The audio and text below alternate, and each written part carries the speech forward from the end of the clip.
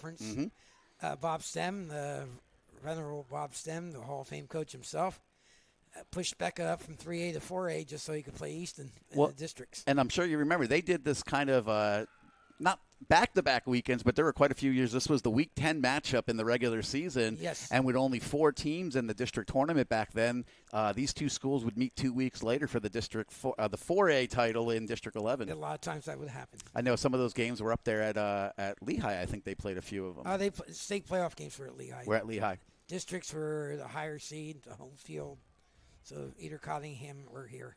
So coming into this game tonight with Bethlehem Catholic and Easton, I shouldn't say, Jack, there's question marks, but we have it's one of the advantages, though, of this non-conference schedule. Both schools are coming in 3-0.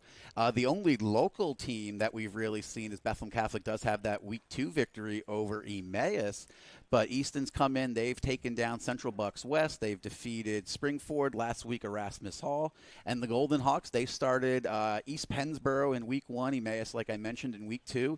And last week they had looked way closer than the game actually was. They had a big victory over Berks Catholic. Yes, Berks Catholic out of Berks County, of course, out by Reading. They had a sizable lead, like 30-plus points, and Berks Catholic decided to keep their starters in while Becca under Joe Bernard. That name sounds familiar. He's the former Nazareth and Stroudsburg coach. And so far, the results are positive on Dewberry Avenue. They're 3-0. And this was, I said, Becca is always a very formidable school. The last 2 years, Jack, we've covered this game. They've been shootouts. I think this was a failed 2-point conversion here. Easton lost 2 years ago. Yes. And then last year, this was starting to be a shootout at Cottingham Stadium before Easton eventually pulled away in that one. And with these offenses, you have the top 2 rushers in the EPC coming into tonight's game. I would still expect to see a lot of fireworks. Yes, Vassar for them. Caden, yep. Yep. His father is a former Easton Area High School quarterback, Toy A. Berry. Okay. Back in the late 90s. Well, one of the interesting things, too, with the top 2 running backs coming in, there's almost sort of an asterisk there, Jack, because both of them are quarterbacks. Yes, and both their dads played quarterback at Easton. Both played. Scott Orway, Cole's father, was also a quarterback. He played in the 2003 District 11 champion. 1993, I'm sorry, District 11 champions. So, and I'm sure Tyler's familiar with Mr. Ordway. Yeah. With baseball and football coach. And I'm sure Scott is very proud of his son right now. When you had to remind me, Jeff, about the 2023 season again. Oh, that's right. Senior year for you. That year didn't go well. Yep, but of all the rushers coming in, though, in the EPC, Easton's quarterback Cole Ordway, the senior, number 2, comes in 3 games so far, 508 yards, Jack. I actually had made an error in my media release last week. I caught it this afternoon. So to update his total, I think I had 528 yards submitted. That is actually incorrect. Apologies to Cole. 508 is actually the correct number, but he comes in number 1. And the senior quarterback for the Golden Hawks, Caden Vassa, number 10. He is number 2 in the EPC. But, Jack, one of the injury bug caught the Rovers last week. It may have caught Bethlehem Catholic as well, and then we'll talk a little bit about the big one last night. Unfortunately for the Red Rovers, they're going to lose one of their senior players who was really having a great beginning to his senior campaign. That's number 3, Tristan Dees. Yes, and Tyler can tell you all about him. He's been all over the field defensively, and in his first and only carry of the 2025 football season, he ran 35 yards for a touchdown in their key win last week, Tyler. Yeah, and it seems like that number 3 is cursed if you're a running back. Yeah. We saw Will Day 2 years ago wearing that number 3 have what did he break his leg? Yep. And that really ended that whole season for them. Yeah. But yeah, I mean, we said through the first 2-3 games, Tristan, it seemed like he was there on every single play, whether it was as a trail defender or getting to the quarterback or making a play as a safety or making a play as a linebacker or a nickel corner, whatever it was. It seemed like he was always making a play.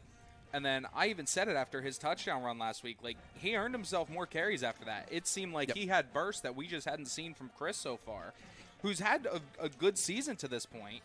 But just the way he got tackled was so fluky. It was that hip drop tackle. that we've seen banned and we've seen players getting fined for now at the next level. And you see why. You see why now as it ends somebody's season. Yeah, I mean, and talking about I mean, if there was a player that you were going to highlight as an absolute breakout player this year, it's Tristan. And I was saying how much he reminded me of number 3 from last year, Will Day, who was all-state as a quote-unquote athlete last year, just because you really couldn't put your finger on all the things that Day could do. And Tristan really was one of those players. He was number 2 on the team in tackles. That's what I was quickly looking for. He had the interception last week against Erasmus Hall. I feel so bad for that young man. I know I had a chance to see his post on social media about how he couldn't believe his senior year is over in terms of football. But he has, his brothers on the team that are going to continue to fight on for him. And I truly hope for that young man, for Tristan, that he still has more football ahead of him. I said in a college program is going to be able to work him into the fold. Well, I think comparing him to Will, it's fitting. And I would even say Tristan's a better athlete than what Will Day was, and that's not to knock Will at all. And Will's unbelievable. Just watching that run that he had last week and some of those rushes off the edge, he's just so quick. And then when he gets to the top-end speed, that was something Will didn't necessarily had. He was a guy, when he would be lined up at the running back position, he was just going to try to run through you and then get to the next level, and then a corner didn't have any chance of bringing him down. And then on the defensive side of the ball, he was more of that downhill, thumping, run-stopping linebacker. He couldn't really play the nickel or that over-the-top safety, which we've seen with Tristan, who has literally played. I mean, it feels like he's played 10 different positions through the first 3 games. Yeah, I mean, he comes in 22 tackles. He had a tackle for a loss, a fumble recovery. I mean, he had just been – and I kept saying, Tyler, after week 1, I said, I think he was just getting better. And, that's why that really hurts. On the other side of the ball, though, the Golden Hawks, as far as we know, we haven't 100% confirmed it, looks like they're going to be without their starting running back, junior Justin Martinez, number 27. Best I could tell, Jack, they lost him at the end of last week in sort of a mop-up role against Berks Catholic. I'm hearing that it could have been a collarbone injury. I said, hopefully for that young man. I'm incorrect, but we did not see that number 27 in warm-ups. Not in pregame warm-ups, and we saw a young man with his arm in a sling that looked like a running back build. Yep. And we assumed that it was him, but we'll find out when they come out. And, yeah, I mean, for him, he's a junior, so he does have a senior season there. It's just something that it's part of football, but you never want to see. And then, the newsworthy injury on this very field last night, Jack, for those of you that haven't heard or had a chance to see, probably I would say the marquee player in the Lehigh Valley this year, Jack? Yes, Peyton Falzone was it. He had a great first half against Jason Roeder's Freedom Patriots, and they rolled him out at halftime. They said it happened early in the game. Yeah. Yeah, so I got. And what they were, I know they were, I think it was halftime. The one thing that they were stressing was that the shoulder was his throwing shoulder. Excuse me. But they did confirm it this morning that it is a fractured clavicle. No timetable, Jack. I mean, and we were saying with the future that young man has in front of him down at the SEC in Auburn, the Tigers might have something to say about if they try to rush him back at all for his senior year. Yes, it's going to be very interesting. Jeff, time to pay some bills. Yep, let's step away right now. If you're watching us on the Red Rover Sports Network or on YouTube, when the game kicks off at 7:05, we will switch over to audio. If you're listening to us on Podbean Live on the JAJL Sports Radio, you don't have to do anything different. You can listen to us all night. The only thing we do remind you, if you haven't already on Podbean, to like and subscribe to our channel just when we refresh at halftime. You can stay right with that stream. But for right now, we'll be back on the Red Law is a litigation firm located in Easton, Pennsylvania.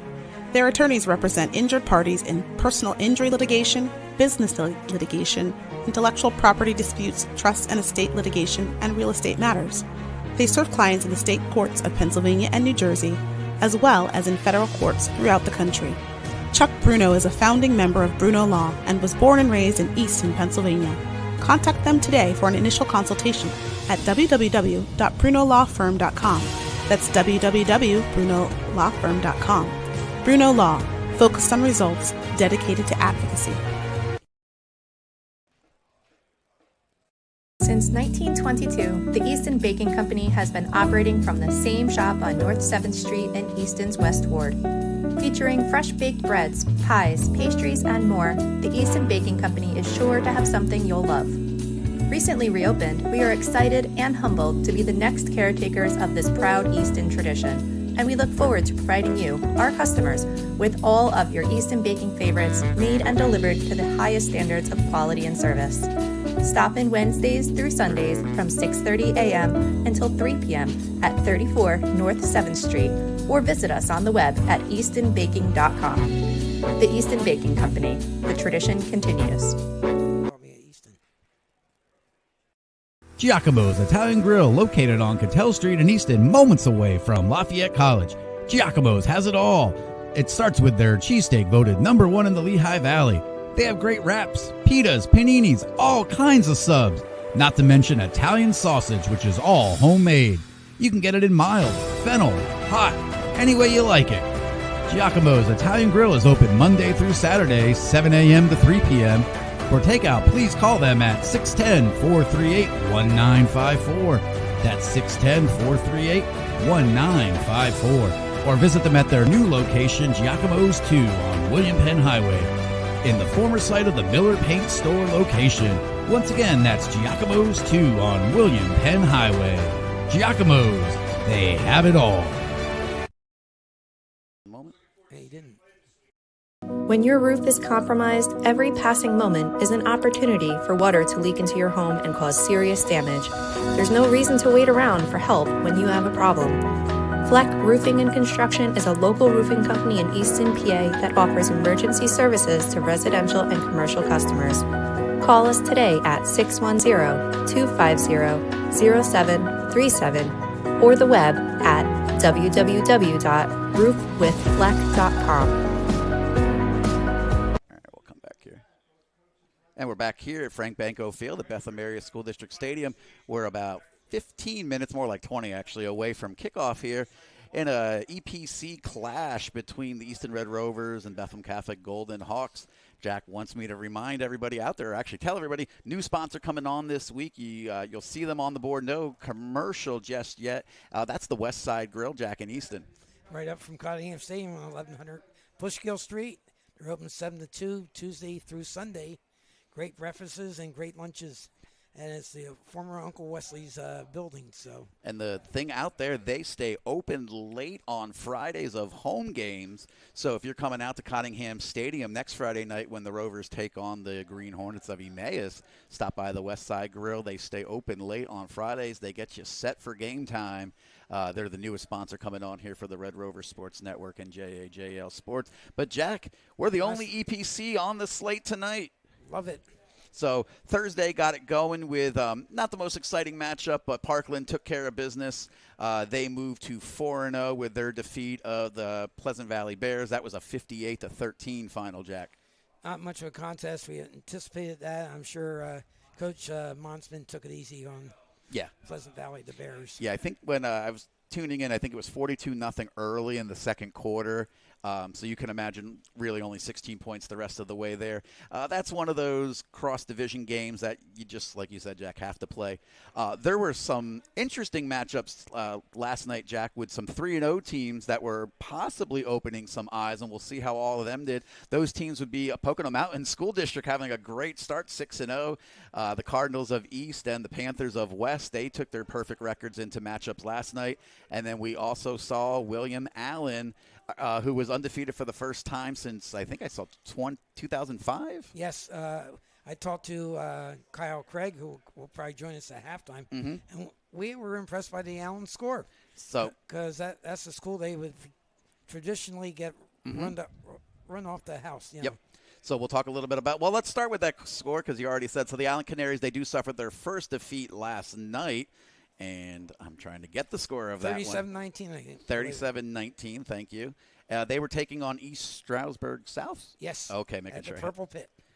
So that's the first one. So William Allen, they do suffer their first loss of the year, East Stroudsburg South, so they're going to go to 3-1. I do know they have a tough schedule in front of them. Deeriff, they pick up their first win, though, for Allentown School District last night.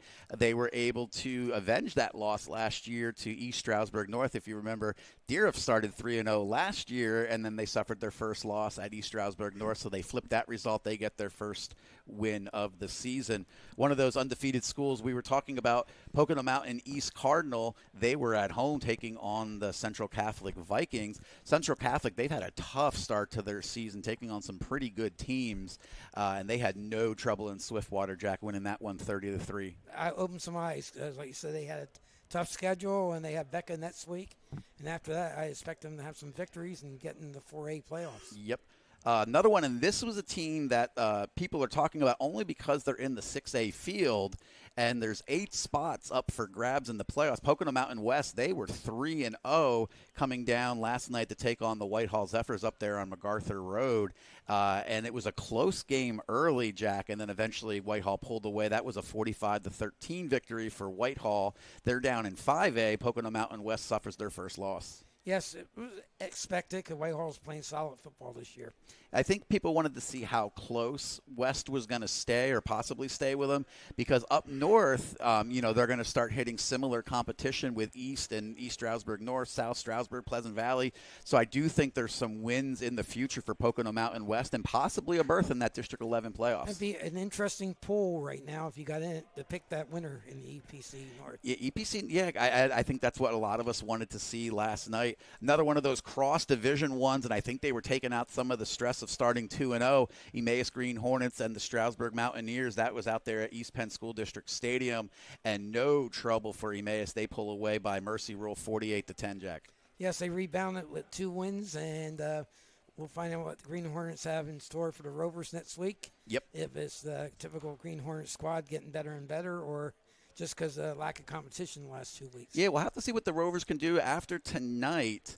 If they happen to go into that game 4-0 next week, I think the last 2 weeks of scores for Emmaus will definitely keep the Rovers on task. I think they thought in the beginning of the year, maybe Emmaus, who we know is replacing a lot of skill players this year, they could be way down, but they had big victories last week over Reading and then last night over Stroudsburg. Jack, probably the game of the night as far as the finish, and 2 really good teams that wanted that win. They were 2-1 last week. Somebody had to win it up there at Nope, that's the football field. Cremus. No, it is Al Ordasi Stadium. And that's the Concrete Kids of Northampton. They were hosting the Liberty Hurricanes, Jack. That was back and forth. Did you get a chance to see any of the highlights? I did not, but we heard about it. We went when we were at dinner, right, Tyler? So Northampton, they were up in that one late, 34-21. Liberty came battling back and missed an extra point to tie it at 34th all, and then Liberty was able to punch it in with 15 seconds to go, and the Hurricanes go to 3-1 with the 41-34 victory. Yeah, best game of the night. And the one that was most people had their eye on, because in the Northampton County Division, you have 2 of the teams that have really been battling for it the last couple of years, and that happened right here on this field last night. That was the Nazareth Blue Eagles, who are flying high this year, taking on the Freedom Patriots, who have stumbled out of the gate a little, Jack. Yes, we're not used to Jason Roeder's teams giving up that many points, and we were told by Service Electric that they had 3 touchdowns called back on offense because of penalties. Which school was that? Freedom. Oh, I didn't hear that. Yes. It was actually very close early on. I know I had a chance to see that in the first half when it was 21-14. I think it was Freedom. Peyton Valzone was absolutely lighting up the field in the first half. He had a 78-yard hookup, but unfortunately, as we mentioned, he left the game at halftime. It looks like he'll be missing several weeks for the Blue Eagles. They do go to 4-0. They take that one by mercy rule, Jack, 56-21, but that's a huge loss for them. Yes, their new quarterback will be Matson, and his dad's the superintendent of schools at Parkland. Who do they play next week? But Parkland. And you absolutely cannot count Nazareth out at all. Their aerial game may change, but Weberly last night picked up the slack. I think he was – go ahead. Wimberley. What did I say, Wimberley? Weatherly. But he comes away 4 touchdowns last night. I think he had over 200 yards on the ground to finish that one out. And that is it, Jack. So that's the APC slate from last night. All right, okay, pay some more bills, and you and Tyler can take it in then. Yeah, let's do that. So we're going to step away for a moment right now on the Red Rover Sports Network. You're listening on to JAJL Sports Radio. A reminder, 7:05, we are going to switch over to audio only on our stream. So if you're watching on YouTube or on the Rover Sports Network, we will switch over. I will let you know, Bethlehem Catholic Golden Hawks, they are streaming the game on their Huddle channel. So no audio. Yeah, for them. so there won't be the audio; it'll just be the stadium. But if you do want to see that video tonight, Bethlehem Catholic is streaming the game on their camera. Jack, if you're a master of technology, somebody already told me they're going to try to sync us up with that broadcast so they can pretend they're still watching us. But nonetheless, we'll step away for a few moments, and we'll be right back here as we break down tonight. 8111. Business owners, did you know Urco Community Federal Credit Union offers business loans to purchase or refinance your commercial property? Urco can provide you with other business loan products like a business line of credit so you can focus on what's important, your business. Call Urco at 908-859-1811 and speak to a business loan representative today. Subject to underwriting and credit approval. Terms subject to change. Certain restrictions may apply. This is not a commitment to lend. Federally insured by NCUA. Founded in 1996, the Marblehead Chowder House offers a casual, coastal atmosphere with fresh seafood, shellfish, and hearty chowders. Located on William Penn Highway in Easton, the Marblehead Chowder House is the perfect spot for family and friends. Featuring dishes unique to New England and open daily, the Marblehead Chowder House has Ipswich belly clams, fresh lobster rolls, a raw bar, and of course, live lobsters arriving regularly. The only thing missing is the cool sea breeze. With their lighthouse and nautical decor, the Marblehead Chowder House creates an experience like no other in the Lehigh Valley. Established in 1936, Regal Insurance has a long-standing and strong foundation in the Lehigh Valley community. We pride ourselves in offering our customers a personal experience where you are always able to speak directly to an insurance specialist. Access to mobile software allows quick response to claims, questions, and inspections from our experienced team. Whether your driving record is flawless or has hit some bumps in the road, we have great service options for you. If you are looking for an insurance specialist who has your needs at heart, welcome to Regal Insurance. Visit us on the web at Regal Insurance. Regal Insurance. Real people, real coverage. So we're back here, Frank Banco Field, Bethlehem Area School District Stadium, for a classic matchup between the Easton Red Rovers and the Bethlehem Catholic Golden Hawks. Tyler's going to take over play-by-play when this kicks off. That's a 7:05 kick. We're on live TV tonight. Well, we're not, but there is live TV tonight. And I'll be doing color. Jack will chime in. He'll be trying to handle stats as best we can. Tyler, what do you think we're going to see out of the matchup tonight? I think we're going to have a good game. Obviously, I don't think either of these teams match the athleticism that we saw last week. Yeah.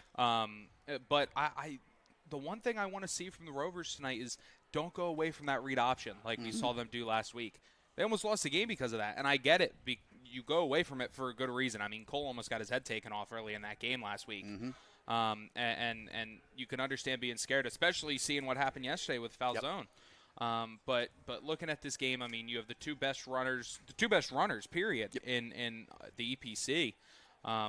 You can't go away from that read option. Yeah, I think the defenses, they're going to have nightmares after the game tonight on both sides trying to corral these two quarterbacks. Tyler, I had to use my fingers, my toes, and abacus, everything I had. Last week we talked about 22 penalties for 184 yards was the total against the Dutchman from Erasmus Hall. Otherwise, that probably could have been a different score, but the Rovers, they came away with that victory. And, I think one of the things I mentioned, and you do see in matchups tonight, when you see the bigger schools taking on these 4A schools with Central Catholic and Bethlehem Catholic, is the amount of bench players that Bethlehem Catholic's able to roll in. This is a different Easton team than last year, where we saw they were able to go too deep at almost every position and, still not really drop off. This year, they're relying on some of their senior players, some of their veterans. But we'll have to see how fresh the Rovers are able to keep that interior line where they've been winning most of their games this year. Yeah, and it's just a matter of keeping players fresh, keeping players healthy. I mean, we've really only had, other than before D's getting hurt in-game last week, the only injury we really had was McPeak missing last week's game. Yep, and he's in uniform tonight, full warm-ups.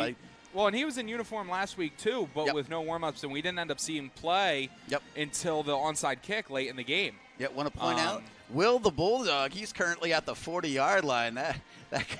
That dog works hard. He brought the team out onto the field here at Bethlehem Area School District. He runs about as fast as I do, Jeff. I know.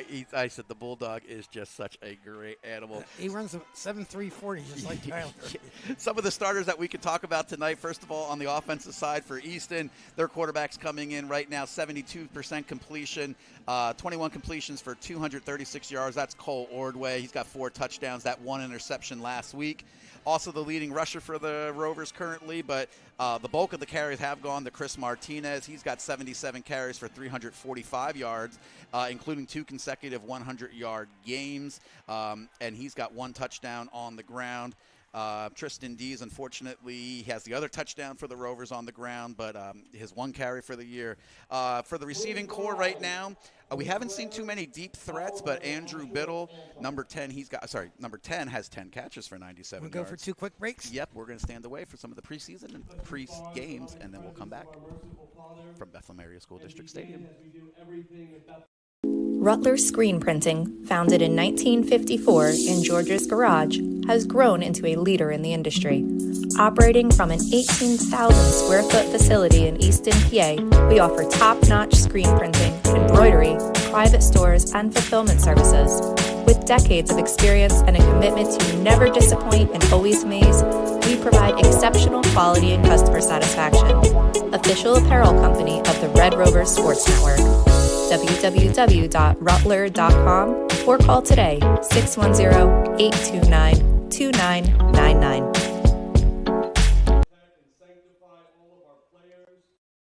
Sam Ruda Realty. Sam Ruda has been in the real estate business for more than 45 years. A lifelong resident of Easton, Sam serves the greater Lehigh Valley area. In business with his son, this family-oriented firm is perfect for all your real estate needs. Not only can Sam help you find the home of your dreams, he can help to sell your home for top dollar. Visit www.samruda.com for more information. That's www.samruda.com for more information. Sam Ruda, Easton's real estate agent. College Hill Tavern, located at 420 Cattell Street in Easton, is more than just your neighborhood bar. It's an Easton tradition. Whether you're off to Fisher Field to watch Lafayette or simply passing through town, stop by the College Hill Tavern, where the Milham family serves some of the best food, drink, and company around. The College Hill Tavern is a museum for Lehigh Valley sports fans, so you always have an opportunity to talk about local high school, college, or professional sports with your fellow patrons. The College Hill Tavern offers a full menu as well as 10 beers on tap with an extensive selection of bottled domestic, imported, and craft brews. If beer isn't your thing, the College Hill Tavern has a fine wine list and wide variety of other liquors. The College Hill Tavern is open 7 days a week from 12 noon until 2 a.m. with food served until midnight daily. Visit the College Hill Tavern online at cht.bar or call them at 610-829-5470. That's 610-829-5470. Better yet, stop by the College Hill Tavern at 420 Cattell Street in Easton today and experience this Lehigh Valley tradition personally.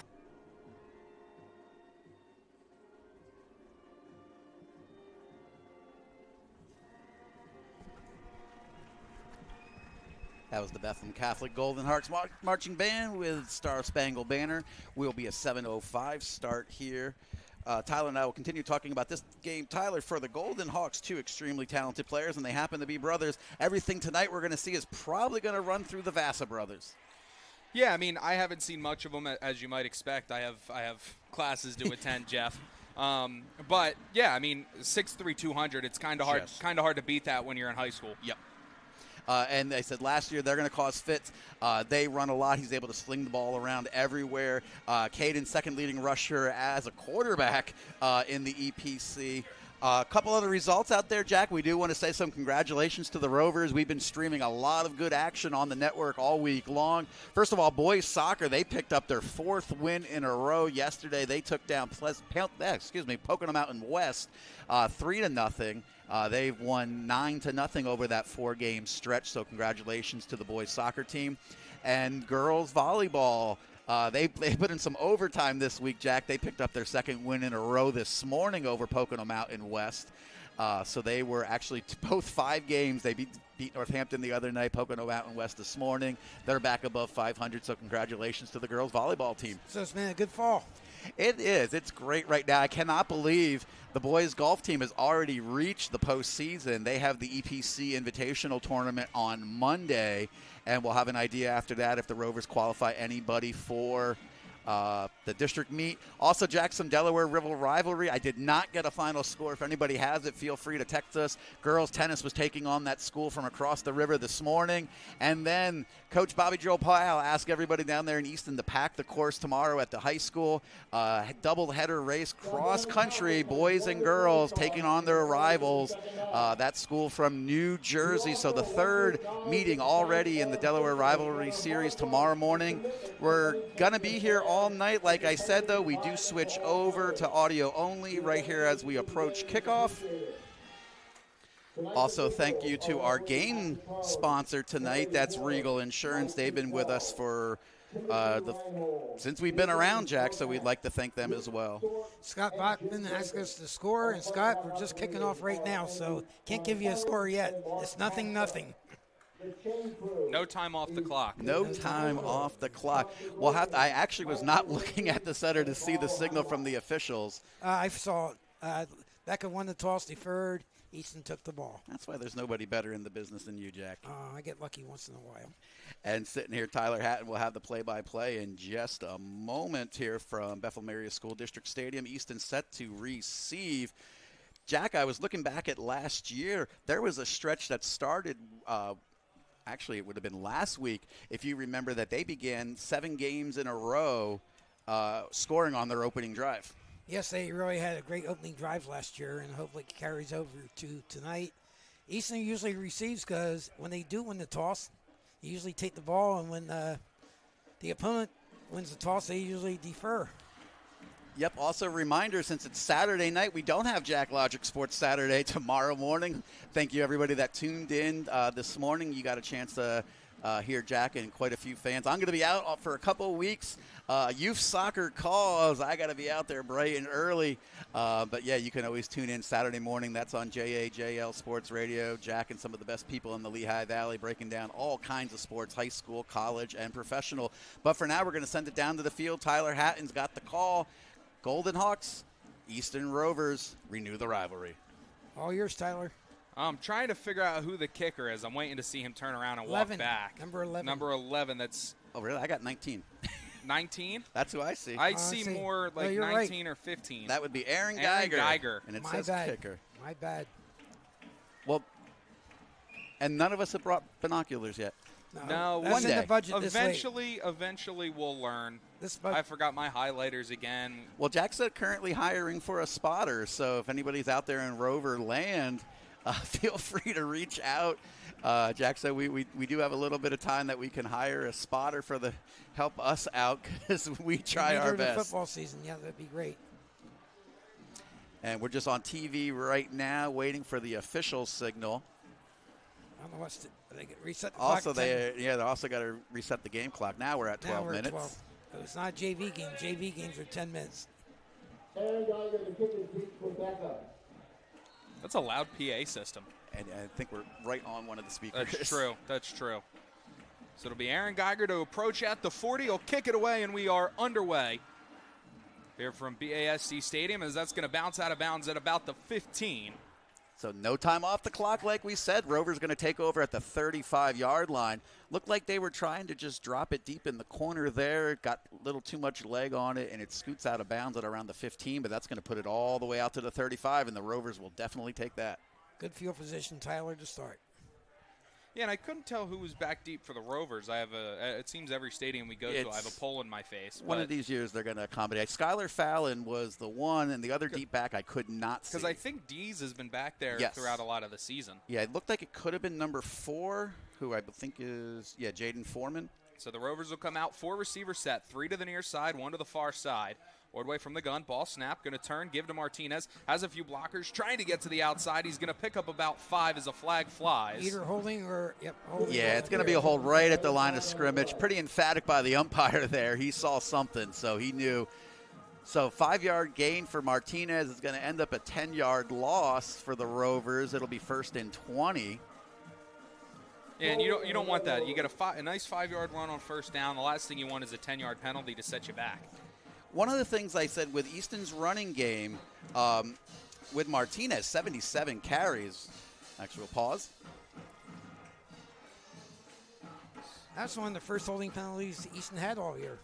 2 receivers to the near side. Ball snapped. Ordway going to keep it on the quarterback run. He's going to run it right up the gut. He's going to get back past the original line of scrimmage, about to where Martinez got brought down on that first run. Call it the 38. Yeah, the old student body there, but it was a little bit off tackle. Both Crossman and Kossover in motion. They're unbalanced on the left side of the line again.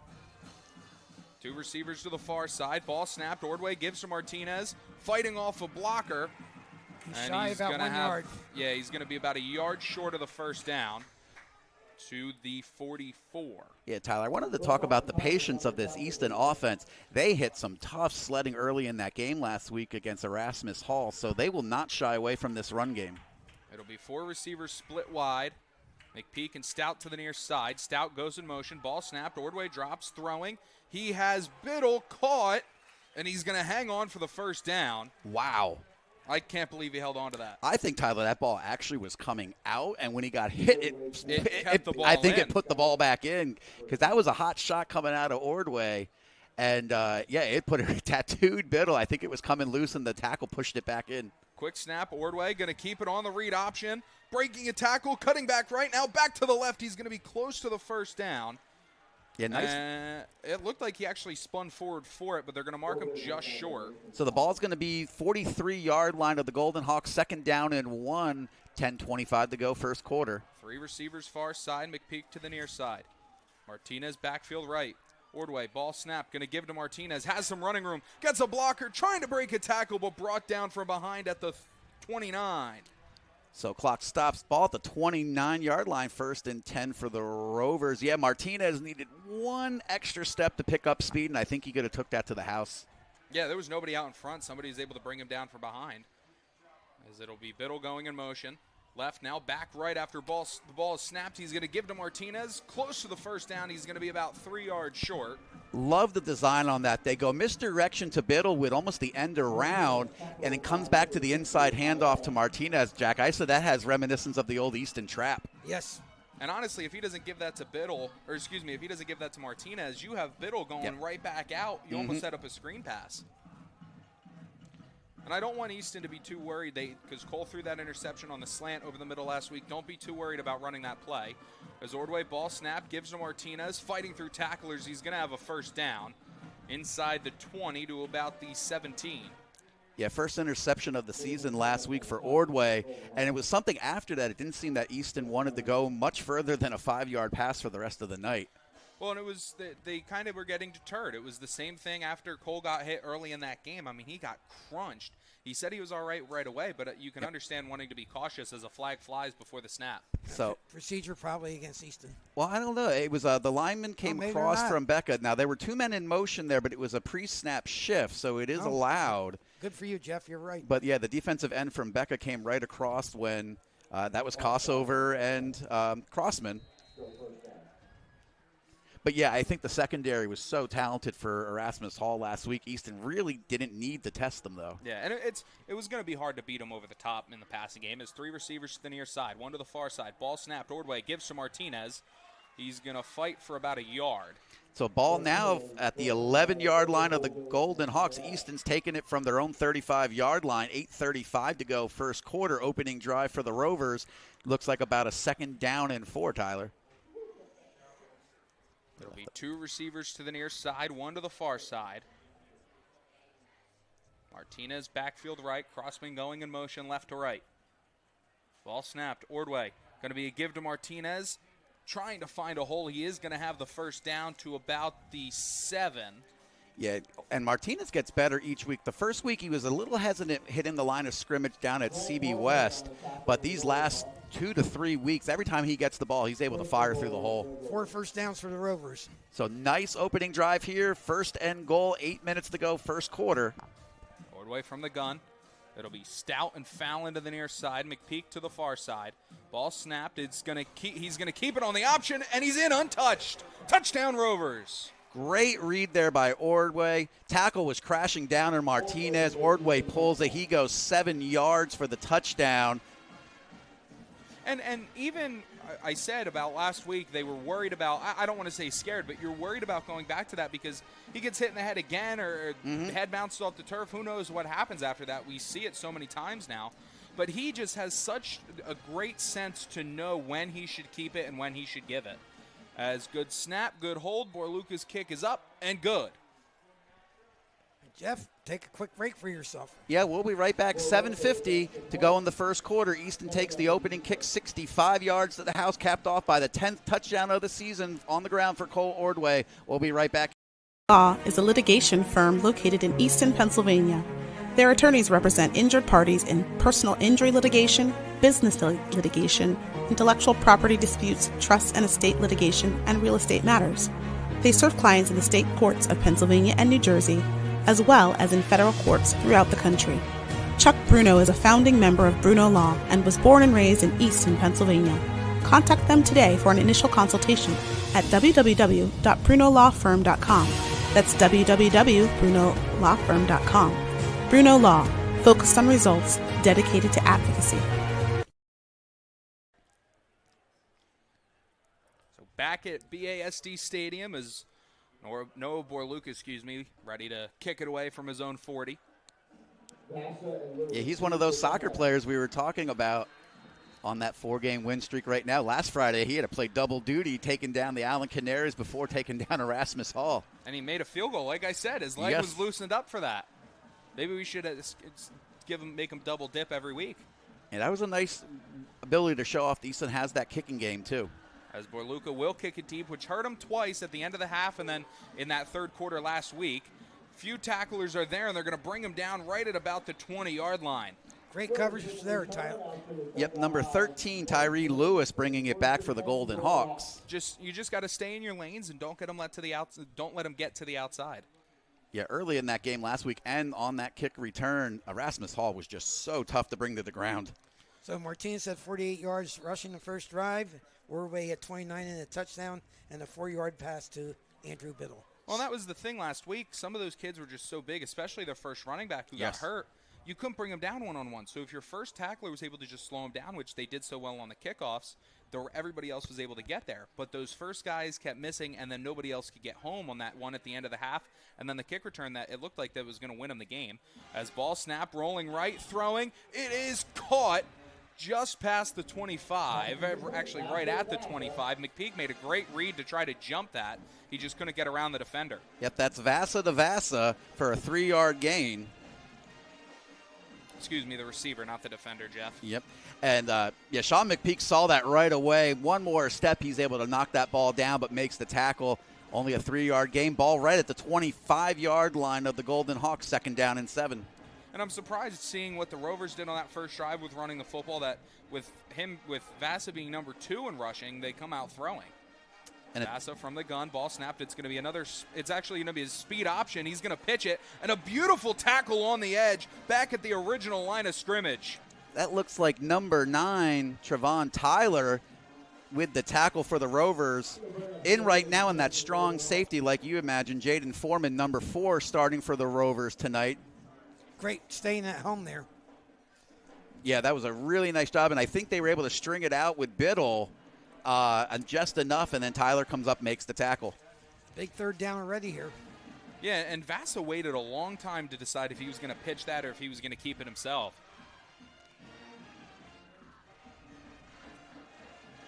So it'll be 2 receivers to the near side, 1 to the far side.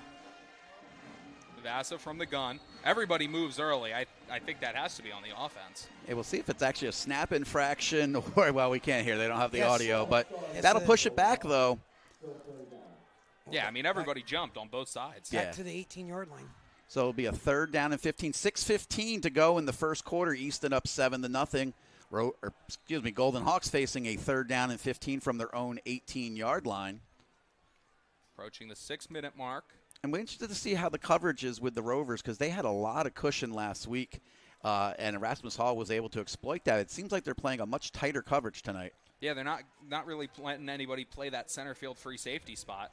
3 receivers to the near side. Ball snapped. He's going to air one out deep down the middle of the field. Vasa to Vasa. A fingertips catch across midfield to the 45. So that'll go for all the way to the 43-yard line. So that's a 42-yard hookup, Vasa to Vasa. That was an unbelievable throw, unbelievable catch. Yeah, just absolute fingertips.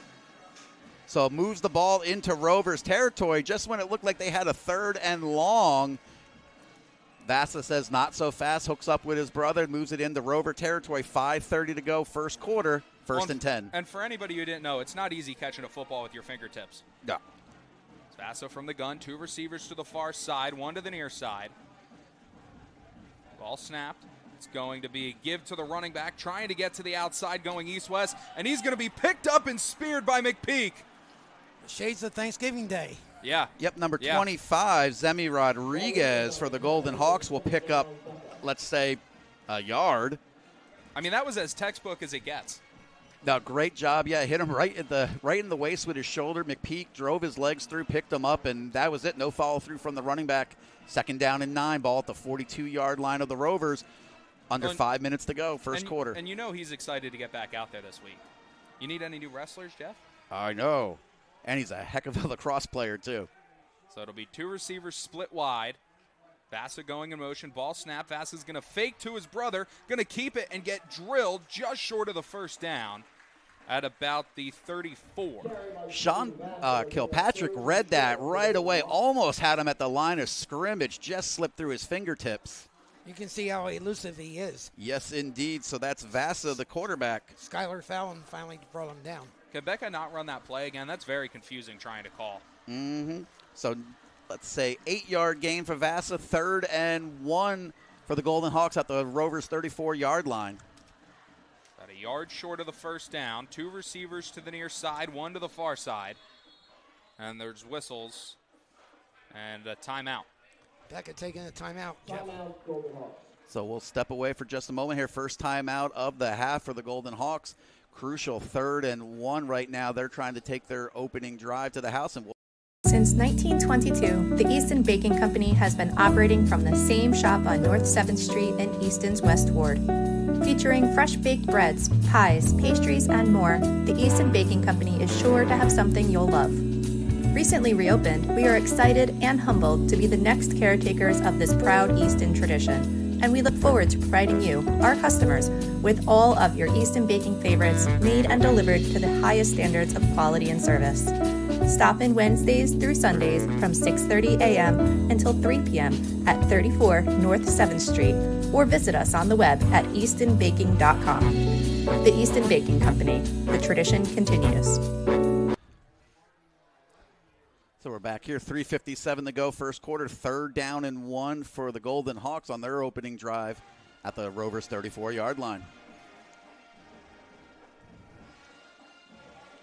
So it'll be Vasa from the gun, 2 receivers to the near side, no receivers to the far side to his left. Vasa, ball snap, going to turn, give to the running back. He's going to have just enough for the first down. Number 8, that was for the Golden Hawks. Thank you for that, Jack. And that's actually Vasa as well. They do say sometimes Vasa will go to the running back position. Well, now I don't know who the actual running back is. Yeah, that was Axel Burkhart, number 9, I think, quarterbacking it for the Golden Hawks, handing it off to Vasa. I'll have to recheck that one. He does it all. Nonetheless, first down for Golden Hawks. 3:30 to go, first quarter. See, well, now that makes Ordway a little more impressive because he does it all from the quarterback position. Vasa from the gun. Ball snapped. He drops. Looking far down the left side. It is incomplete through his hand as a flag flies. That should not be a penalty. Yeah, back judge did not like the coverage, but it looks like Trevin Tyler. He was going for the football. Step for step. Yeah, he was with him. He had inside position, and it looked like he was almost running underneath the ball. I didn't see. And he got his head around to the football. Yeah, no, he was playing the ball, so I'm quite interested. He's not happy. I mean, you're never going to see an official pick up the flag, unfortunately, so this will mark off 15 yards and a first down for.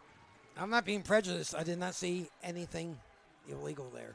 No, it looked like, it was they were both out in the route. It was a go route down the sideline. I don't think Coach Seneca did either, Jack. And Tyler had his head around. He had inside position. He ran with him the entire way.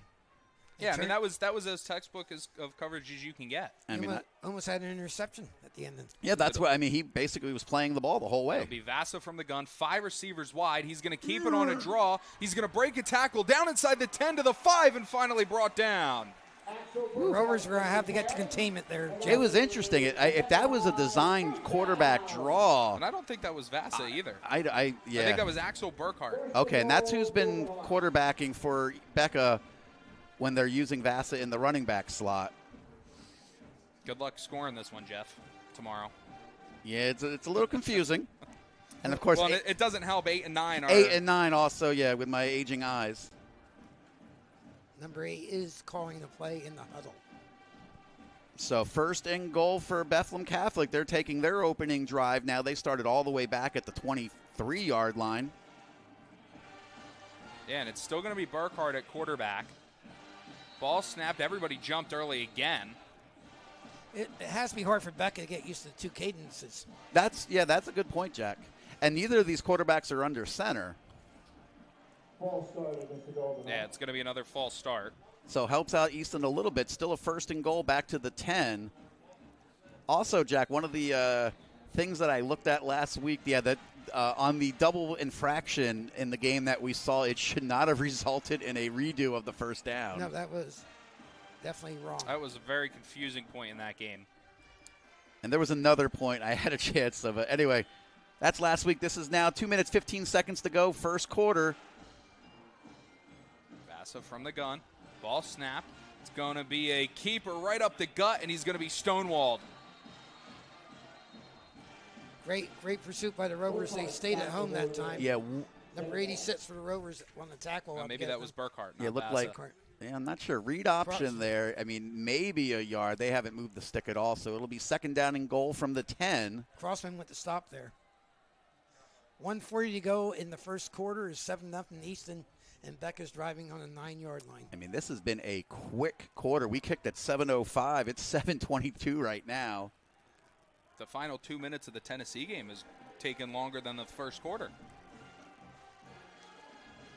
It'll be Burkhart from the gun. High snap, jumping for it. Has some running room and gets drilled at the 6-yard line. So it's amazing he popped right back up. Yep, it'll be 3rd and 7. Easton now, they want to hold firm here. Last time they had the Golden Hawks in a 3rd and 15, they gave up the big 40-yard passing play. Bethlehem Catholic, if you're joining us, they're without their starting running back, Martinez. Easton without their starting strong safety, Tristan Dees. Well, that's what hurt Easton early in the game last week, not being able to capitalize on some of those penalties. Once they were able to start doing so, they won that game. Burkhart from the gun. Ball snap. 3 receivers bunch to the near side. He's going to throw a back shoulder fade to the left, incomplete. Out bouncing if he caught it.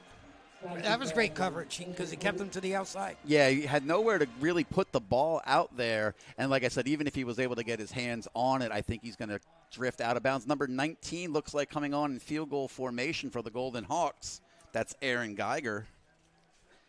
He's a 5'10 senior, 165. 25-yarder, straight ahead. It looks like it might be Vasa to hold. Geiger's kick is a low kick. It's up, and it is good. So the Golden Hawks, they're going to get on the board with their opening possession. They take it from their 23-yard line down inside the 10, stall out there, but they come away with the 3 points, and we're going to be right back here at the Red Rover Sports Network. You're listening to JA. When your roof is compromised, every passing moment is an opportunity for water to leak into your home and cause serious damage. There's no reason to wait around for help when you have a problem. Fleck Roofing and Construction is a local roofing company in Easton, PA that offers emergency services to residential and commercial customers. Call us today at 610-250-0737 or the web at www.roofwithfleck.com. So back here at Frank Banco Field, 34 seconds to go in this opening quarter. It's a 7-3 Easton lead after both teams were able to score on their opening possessions. So it'll be Geiger right back out to kick it away. And I'm still having trouble seeing the other deep man. It's definitely Skylar Fallon to the close. To the far side, it's hard to tell. Easton's in their all-white uniforms tonight with red and black trim. Jack, you said it. I don't think they like the red pants anymore. No, I don't think so either. So Geiger will approach out the 40, and we're back underway here with about half a minute to go. Ball's going to bounce just in front of the returner. Fielded at about the 11. Has some running room. Breaking tackle, still on his feet. Gets a block down the sideline and out of bounds at the 40. We're going to go with number 9, Trevon Tyler. That's who I thought was out there, number 9, maybe. That would make some sense. Great return there, because he was really hemmed in, Tyler. He was. Yeah, was able to, kept his balance. A couple times he was hit, spun around, but able to get the ball out to, we'll see where they spot it. At one point, he was facing our own end zone with somebody pulling on his jersey. 40-yard line. We'll call it 40-yard line. Rovers started their last drive at the 35.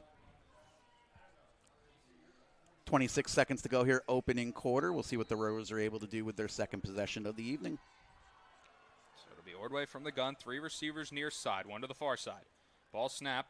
It's going to be a give to Martinez. Cutting it back left. Running through a tackler just short of the first down at the 48. Yeah, he's just shy of midfield. Looks like a 2nd down and 2. Clock at 10 seconds. No need for Easton to run another play, but they're right on the line of scrimmage. It'll be right back to the same formation. Martinez to Ordway's left. Ball snapped. Going to be a give to Martinez. Stonewalled at first. Getting to the outside. He's going to have a first down across midfield, as that will take us to the end of the first quarter of action. Yeah, Martinez was not going to be denied there. Ran into his own lineman before picking up the first down. We're going to step away for a few moments here. It's a 7-3 Red Rover lead. End of the first quarter from Frank Banco. Giacomo's Italian Grill, located on Cattell Street in Easton, moments away from Lafayette College. Giacomo's has it all. It starts with their cheesesteak, voted number 1 in the Lehigh Valley. They have great wraps, pitas, paninis, all kinds of subs. Not to mention Italian sausage, which is all homemade. You can get it in mild, fennel, hot, any way you like it. Giacomo's Italian Grill is open Monday through Saturday, 7 a.m. to 3 p.m. For takeout, please call them at 610-438-1954.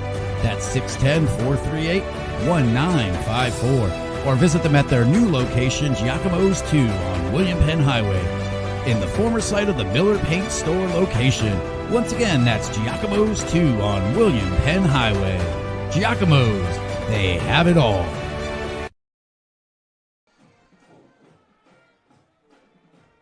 As we get set for second quarter action, Cole Ordway and the Rover offense get ready to go back to work. Christian Martin. Decent drive by the defense that last time out. Again, I said it was the same problem early as last week, not capitalizing on the penalties, but that second false start penalty they were able to capitalize on, and that got them to stop.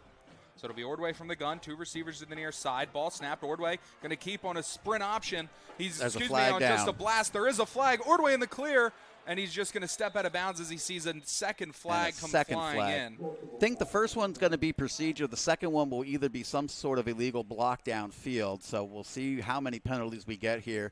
End of the first quarter, though, Chris Martinez, he was at 60 yards already for the Rovers.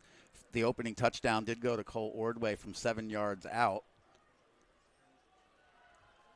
And one of the things that we looked at, Chris Martinez, he has 2 straight 100-yard rushing games. Cole Ordway has 100 yards in all 3 of his games. Bethlehem Catholic will accept the penalty. We'll see the signal here in a moment.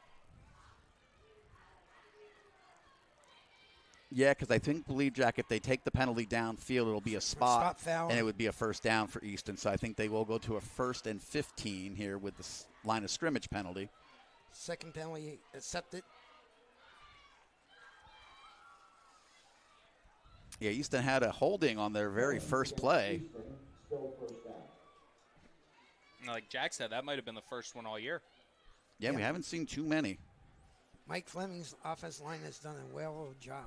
Well, and that's what's crazy, because realistically, you could probably call holding on every snap. So it'll be Ordway from the gun, 2 receivers split wide. Martinez backfield right. Receiver from the, it's Fallon going in motion. They're going to go right back to that same play. Ordway with some blockers. He's going to have enough to get back to the original line of scrimmage, plus about 5 more. Yeah, picks up a few. To the 44. So that'll get the ball back into Golden Hawk territory. It's at their 44-yard line, 2nd down and 6. Second quarter here already, and a very fast one from BASD Stadium. 2 receivers to the near side. Ordway from the gun.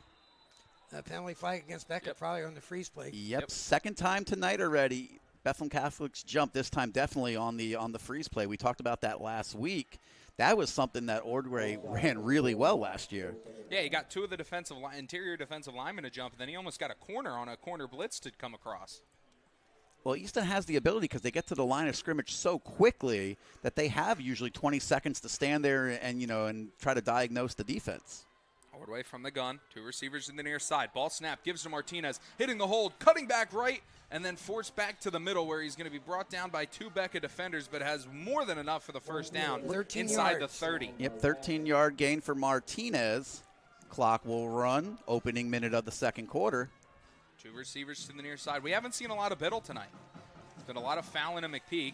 Ball snapped, Ordway gives to Martinez. Going to fight through an arm tackle, but then is going to get tripped up.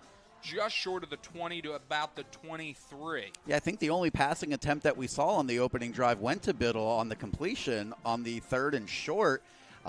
Jack might correct me, but I think that's the only pass attempt right now for the Rovers. 1 for 1 for 4 yards. And we saw that a lot, that they haven't really had to rely on Ordway's arm, and he is quite a capable passer, setting a Rovers record last year for a single game. So Ordway from the gun, Martinez to his left. 2 receivers to the far side, Fallon to the near side. Ball snap, gives to Martinez inside the 20. Right at the 20, so he's going to be about 4 yards short of the first down.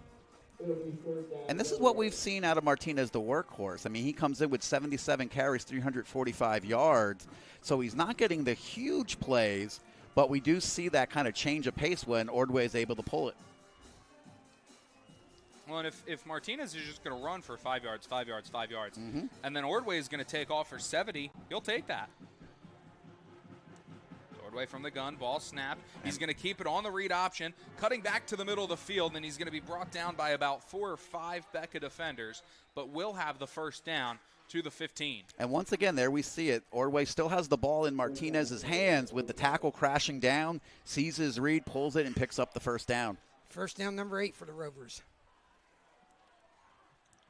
Ball snap, give to Martinez. He's going to be just short of the first down by about a yard, inside the 10. 9:30 to go, second quarter here. Rovers with a 2nd and 1, threatening again.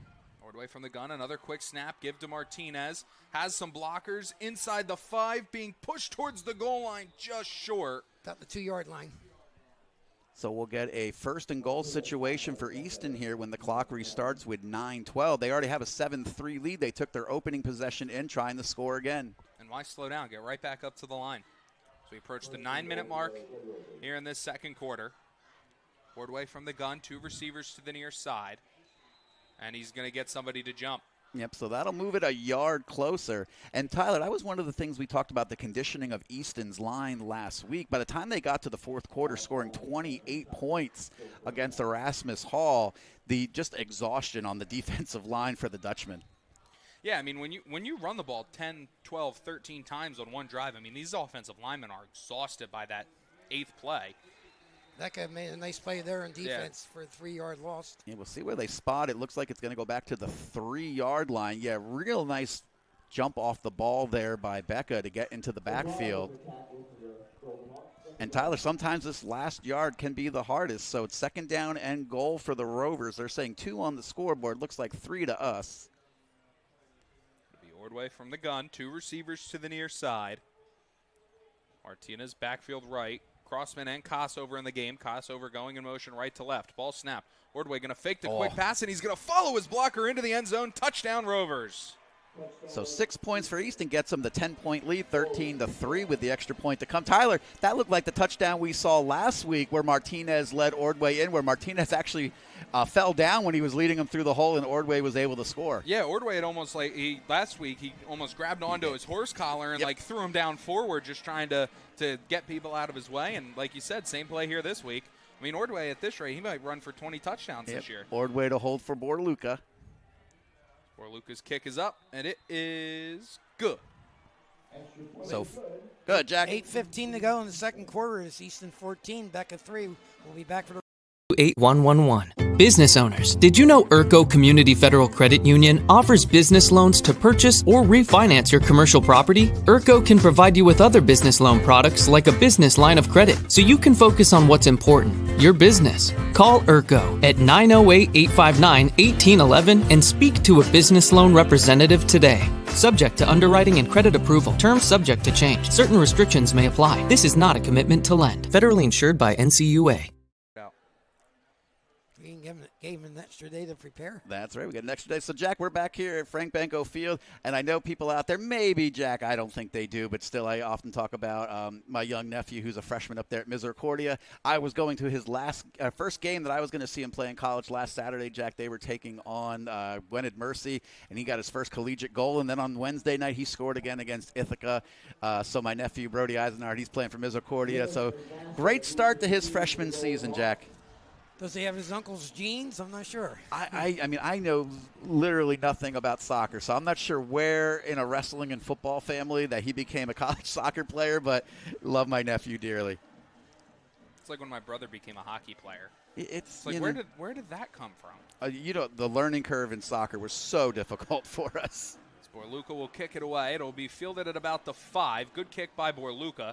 He's going to start right now, come back left, being forced back to the inside, and he's going to be brought down just past the 20 to about the 23. Good coverage for the second nice time coverage in a to hem him in. And Tyler, I mean, Borluca has the leg on him. I mean, I get to see the video on this, and he can absolutely hit it 50 yards every single time to the 10-yard line. If Easton can kind of work on their coverage and their lanes, I mean, that is definitely something that can help them, that they don't have to give, a field position starting at the 40-yard line. Remember, Becca gets the second half kickoff, so it's imperative Easton makes a stop here. Yep, so 8:07 when Golden Hawks come to the ball. Well, and we saw it in the first 2 weeks where they were kind of going back and forth between that squib kick to kicking it deep. And every time they squib kicked it, it really wasn't working for them.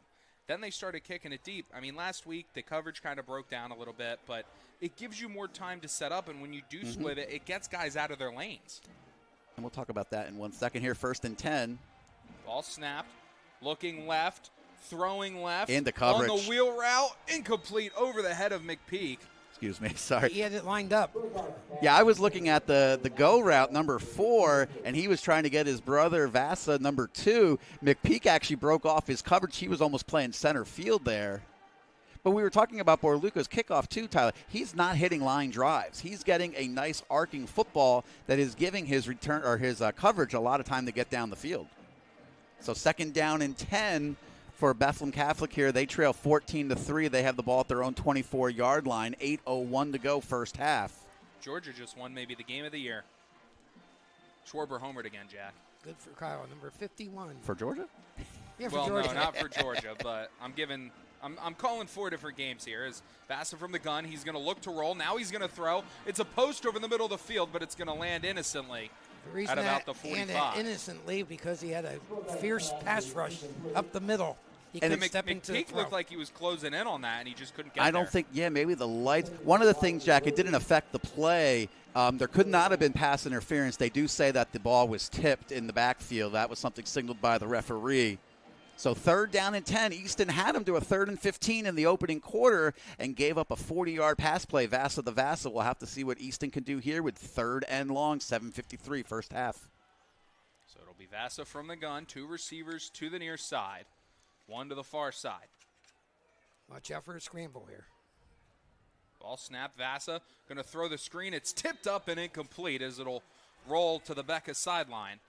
Yeah, it looked like Algie Macon had his hands on it. I mean, the ball didn't change its flight, but it definitely sailed over the receiver's head. Well, then if nothing else, Macon getting in there, because he's a very tall guy, him getting in there in itself might have just caused the ball to elevate. So it looks like a punting formation for Bethlehem Catholic. Mason Stout's back, I believe. Nope, that's Andrew Biddle. Is that Andrew Biddle? 8s and 0s. And we talked about, he's not the flashiest of returners, but what he's able to do in managing field position has been really valuable for Easton. So clock stopped on the incompletion, 7:49 first half. So Becca looking to punt. Good Rover rush. He will get the punt off. Get away. Rovers just getting out of the way to avoid the muff, and it's going to be touched up at about the 37-yard line. So good. 39-yard punt. Yeah, Easton almost gets home, but nonetheless, it'll go back to their own territory, starting at the 37-yard line for Easton. It'll be 7:39 here. Third drive, very fast first half. It's a 14-3 lead for Easton. Probably means we're going to be here for 4 Yeah, hours. right to the fourth quarter. Easton took their first drive 35 yards on the out-of-bounds kick to the house. Last time they started at their own 40, they took it 60 yards. That time, Cole Ordway as well, second touchdown of the night, 11th rushing touchdown of the year. Could we really have a longer game than we had last week, though? That Hard to believe. I mean, you mentioned earlier, Jack, about getting lucky every once in a while. You really got lucky last week with saving the stream. As Ordway's going to keep it, he's going to throw the screen, and a beautiful hit by Becca bringing down, I can't tell if that's McPeak or Biddle for a loss of a yard. I think that's Biddle, yep, and that's going to go for a loss of 1.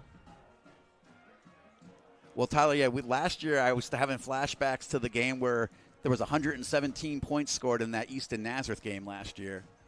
Ordway from the gun, ball snapped. He's going to give to Martinez, trying to get to the outside, and he's going to be brought down by his hips right at the line of scrimmage. Yeah. For the first time all night, Easton goes nowheres in 2 plays. Yeah, nice pursuit there by the Golden Hawks. Looked like I couldn't see him now. Well, I didn't like, you said after the last drive, I didn't like that first down play. Why go away from what's been working for you? So 3rd and long, Easton here looking like they have to put the ball in the air. 3 receivers to the near side. He gets people to jump on the freeze play, no flags. Can't believe that. That'll be Fallon to the far side. Changes the play, 10 seconds on the play clock, 6:40 in the half. It looks like Stout, Biddle, and Martinez to the near side. Martinez backfield right. Ordway is all day in the pocket. Going to air one out deep, right down the middle of the field. It is Intercepted. Yeah, nice route there by Biddle. Looked like he had a step or two on Vasa, but Vasa was able to. That's Carter Vasa, the junior. He's made 2 great catches tonight. Yeah, he was able to play the ball at the last second.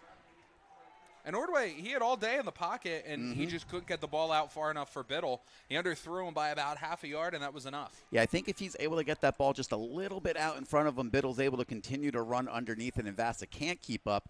Just that little bit of slowdown was able to give Vasa what he needed to close. So second interception of the year for Ordway.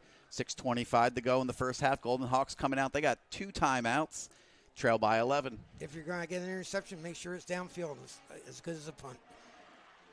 So ball rests at the Golden Hawks 18-yard line. Yeah, but it's kind of a bad time for that. Now, I guess 3rd and 10, like you said, it's a long interception, so works as a punt as it's an empty backfield. Vasa going to fake to his brother. Now he's going to keep it, but he's only going to pick up about a yard. They had the jet motion going on that play.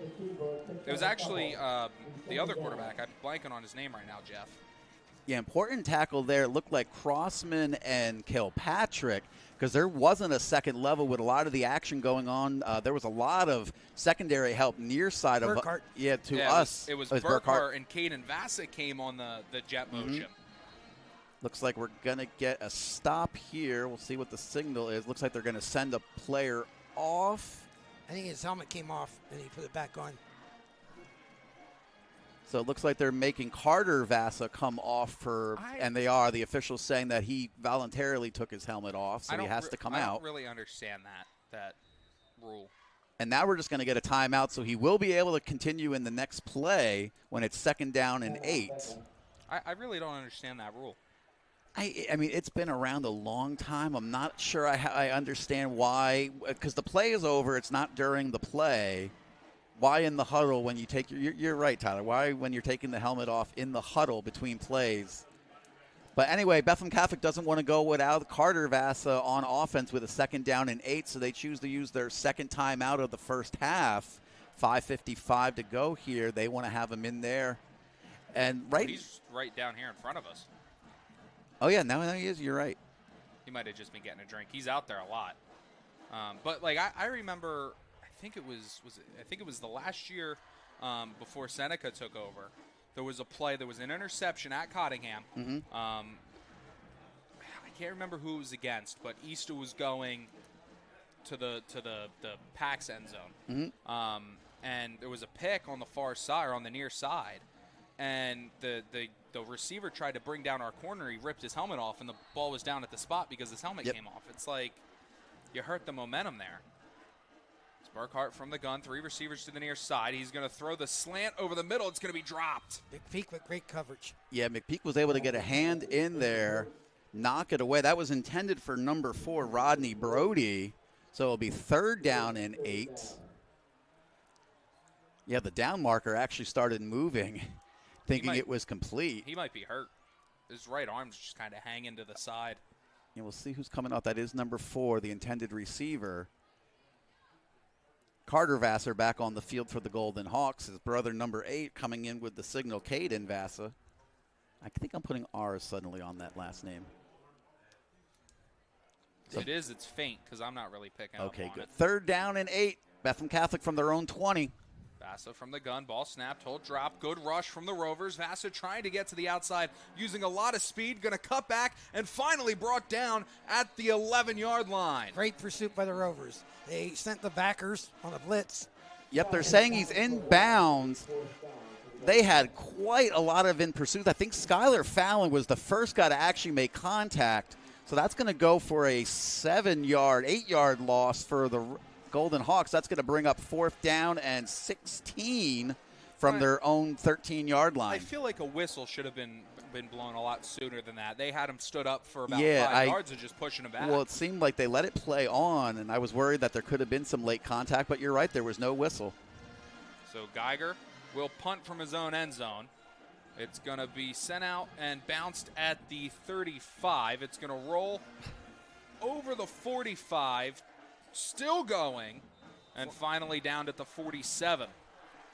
This turf is really worn, and it does get rolls. Yeah, this turf's been here. We were talking about it in pregame. Almost 20 years, I think, since it's been installed here. One of the changes, Jack, and people out there listening might have heard me say it, this originally was Frank Banco Field. I do not see the Frank Banco on the field any longer, and like I said, it has been 20 years. So there is a possibility that it is no longer called that. It is still BASD Stadium, though. I do know that for a fact.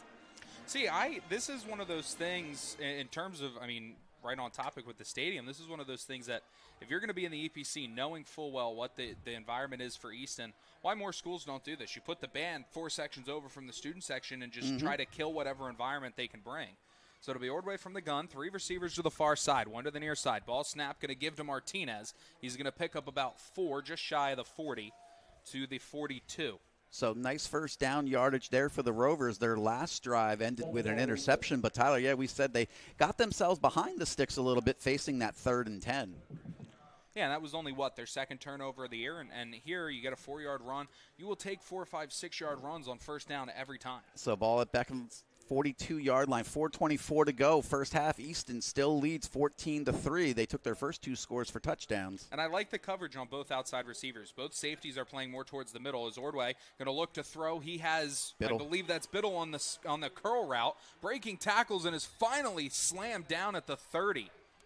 So leading receiver for the Rovers, Andrew Biddle. Now it looks like we have just a cramp, a player down for Bethlehem Catholic. Well, and Biddle got hit right in the face mask.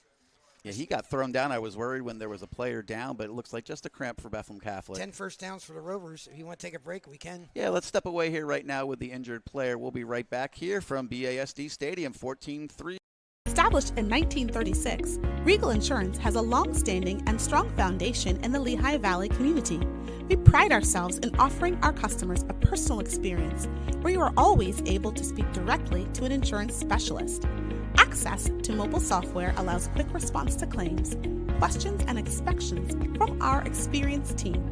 Whether your driving record is flawless or has hit some bumps in the road, we have great service options for you. If you are looking for an insurance specialist who has your needs at heart, welcome to Regal Insurance. Visit us. 3, 2. Back here from the injury. Clock running. 4 minutes to go first half. It's 1st down and 10. Injured player for Bethlehem Catholic was Carter Vassar. He was able to run off the field. It'll be Ordway from the gun. Ball snapped. He's going to keep it on the read option, cutting up field, and is going to be brought down at the 25. So a gain of about 3. Yeah, the snap was low. Yeah, good job. I was going to say he took that off the carpet. Ordway, no panic there. Ball at the 25-yard line of the Golden Hawks. Right at 3.5 minutes before the end of the first half, as Ordway from the gun, ball snapped. He's going to throw. He's going to go deep down the left side toward the pylon. It is touchdown. Wow. Caught. Touchdown, Rovers. That looks like Sean McPeak with the circus catch. I think he came down on his back a little bit. He may have knocked the wind out of himself. Just great back shoulder throw, juggling catch by McPeak into the end zone. He's down right now. 6 points. The touchdown will stand for Easton, so that's going to make it 20-3. Well, and Coach Seneca's down there too, which you don't see that very often. But the worry is his leg, and that's what kept him out of last week's game. He's getting. And that's a very similar play that they ran for a score last week to Martinez. And he had that big against CB West. He had a big 35-yard catch like that too. That really tough throw for a high school kid to make. It's almost impossible to cover for a defender. That back shoulder fade. Yep. And he put that basically at the pylon, and McPeak was able to bring it in. Extra point here by Bordeluca. Ordway to hold, the kick up. Rush got through immediately as the kick is up and good. Yeah, it looked like Burkhart, number 9 for Becca, was going to have a clean run at it.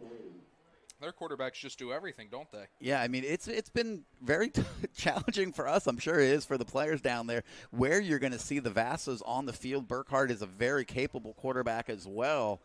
But right now, Easton's done a good job of just moving the ball on the ground, although we do see a passing touchdown there from Ordway. He's been involved in all 3 scores for Easton with this 21-3 lead right now, 3:20 to go first half. Jack, they need to close this out, something that they had a little trouble with last week against Erasmus Hall. Yes, a lot less time, so hopefully McPeak can get back in because he's one of the key cornerbacks on this defense. Yeah, and already shorthanded a little bit in the secondary with Tristan Dees out. Great job so far. Number 4, Jaden Foreman is going to be, probably picking up that slack for the rest of the year. Love to see that replay of that touchdown. It had to be one heck of a catch. Yeah, I'll have to see. Well, it almost looked like the ball got knocked out and started rolling away. Yeah, I think he came down, had the completion, but realized, he was not feeling very good and let that ball go. That's the 5th touchdown pass of the year for Ordway. He's run 2 in and he's thrown for 1.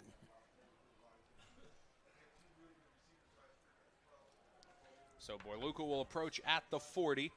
He will have it bounce at about the 20. It'll bounce right up to the returner inside the 10. He's going to try to get to the outside, angling towards the sideline, and is going to be forced out of bounds. Good coverage. The sideline's your best friend. That's an example. Yeah, Carter Vassa was the returner. It looked like he had the speed, but a really good job there by Easton just to close out the field on him. So 3:13 to go, ball right at the 30-yard line of Bethlehem Catholic. And I think that was Foreman that cut him off right there. Yeah, I expect Becca, not because they're in a hurry, but really to try to go to the passing game with Pete. Yeah, it seems like they're pretty dangerous in the passing attack. The last time, though, Easton was able to come up with their first sack of the game. And McPeak is out right now. This corner, this near side corner, looks exactly like Will Day. Yep, that's Jeffrey Thomas. He did a good job in for McPeak last week. Burkhart throwing through the hands of the receiver, incomplete. A little bit short of the sticks. It's a new number 6. That's Armando Tom possibly. Sorry about my pronunciation. 2nd down and 10. Incomplete pass stops it at 3:08 in the half.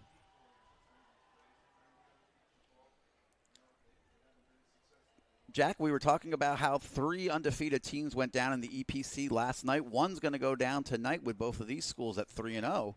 Yes. Parkland's still there, and so is Nazareth. Yep, so, and they meet next week, so we'll lose another one next week.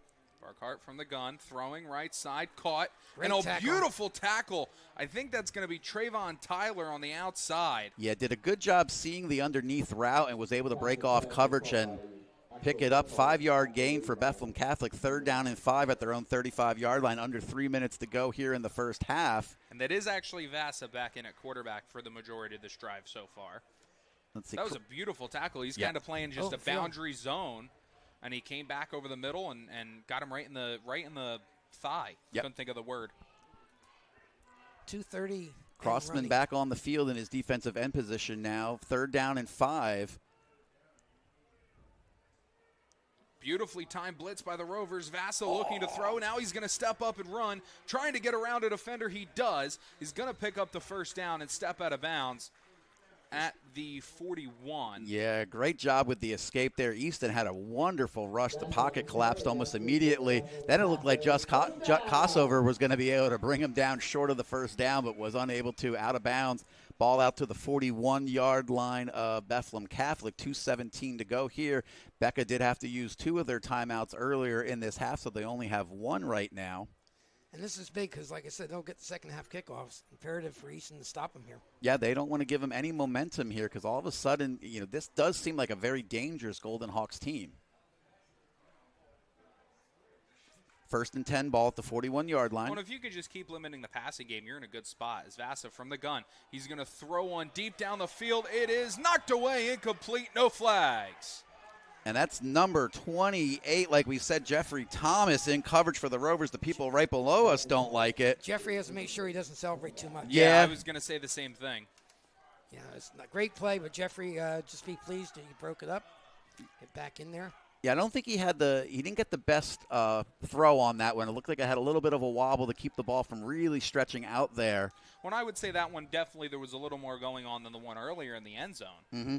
That definitely. Yeah, the one in the earlier actually was able to give a big first down to Becca. So 2nd down and 10 here. 2:10 to go in the first half. Vasa comes out under center, but now there's going to be whistles and a timeout for Becca. The last one for the Golden Hawks. Yep. 2:10 to play here in this first half. So they absolutely must not like what they saw. We'll step away for a moment. We'll be right back with this 2nd down and 10. Rutler Screen Printing, founded in 1954 in George's garage, has grown into a leader in the industry. Operating from an 18,000 square foot facility in Easton, PA, we offer top-notch screen printing, embroidery, private stores, and fulfillment services. With decades of experience and a commitment to never disappoint and always amaze, we provide exceptional quality and customer satisfaction. Official apparel company of the Red Rovers Sports Network. www.rutler.com or call today 610-829-2999. Oh, I would have mentioned something, but so I just figure you know everything. I do a lot, so I just was thanks out there to Greg Lappin, who I know helps me out sometimes when I get called in to bring lacrosse action. We did find out Sean McPeak, he has committed. He's going to be continuing his lacrosse career at Lafayette. He's going to join his other Rover teammate, Cale DeSora. And Sean's only a junior, so he's not going where he's now. Yep. Vasa from the gun, quick throw. Excuse me, that's going to be Burkhart, who's going to make a quick throw. No, it was Vasa making a quick throw to Burkhart.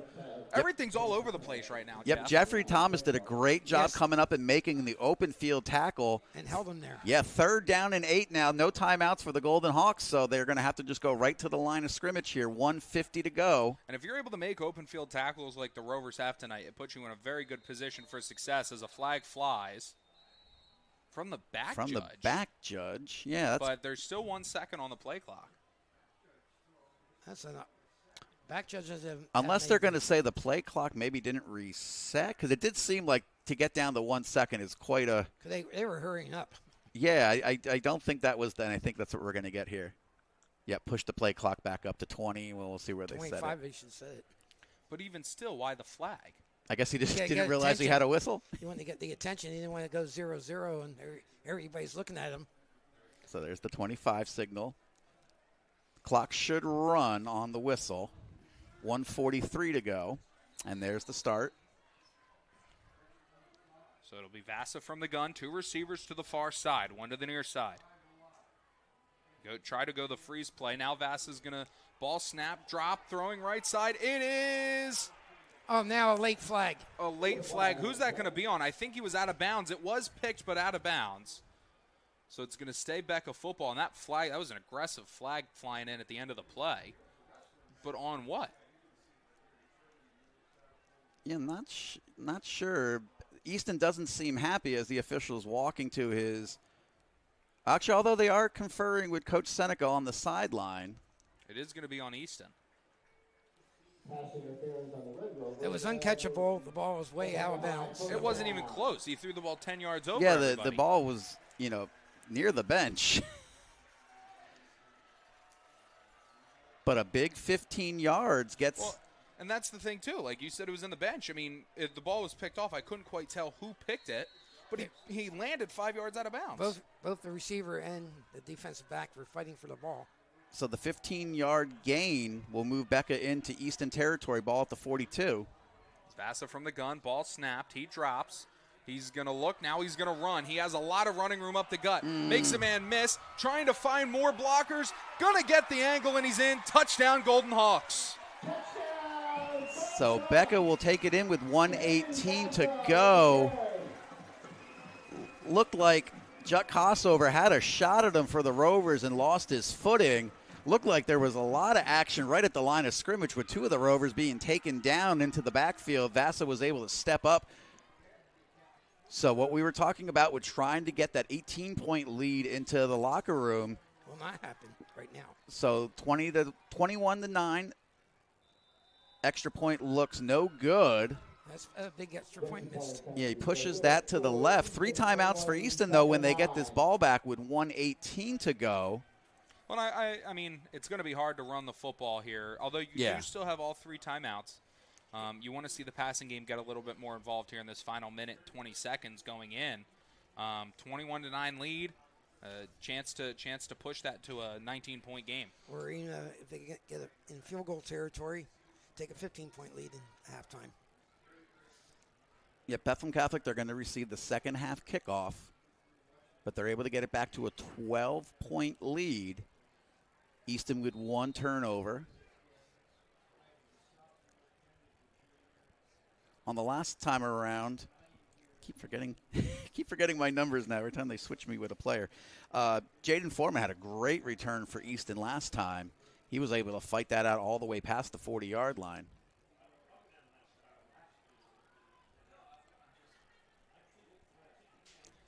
At halftime, we'll try to wrap up a little bit of first half coverage. Jack, did we check in? Are we going to have Kyle Craig with us? He said he was willing, so we'll have to go down and get him.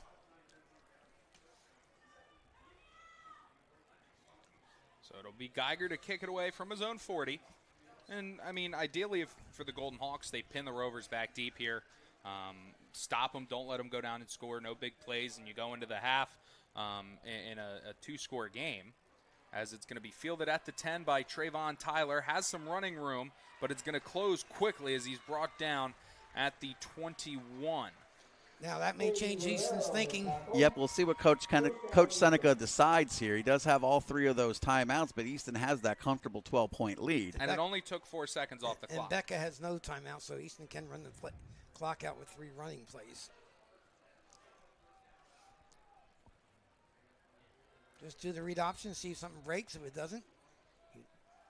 And it hasn't been often that when Ordway's kept it, it hasn't been often something hasn't broken. So it'll be 3 receivers to the near side, 1 to the far side. Ordway going to be a sprint out. He's going to throw it on the out route to Biddle. It's caught. It'll be a first down. To the 34. 12-yard gain. And that's different Martinez.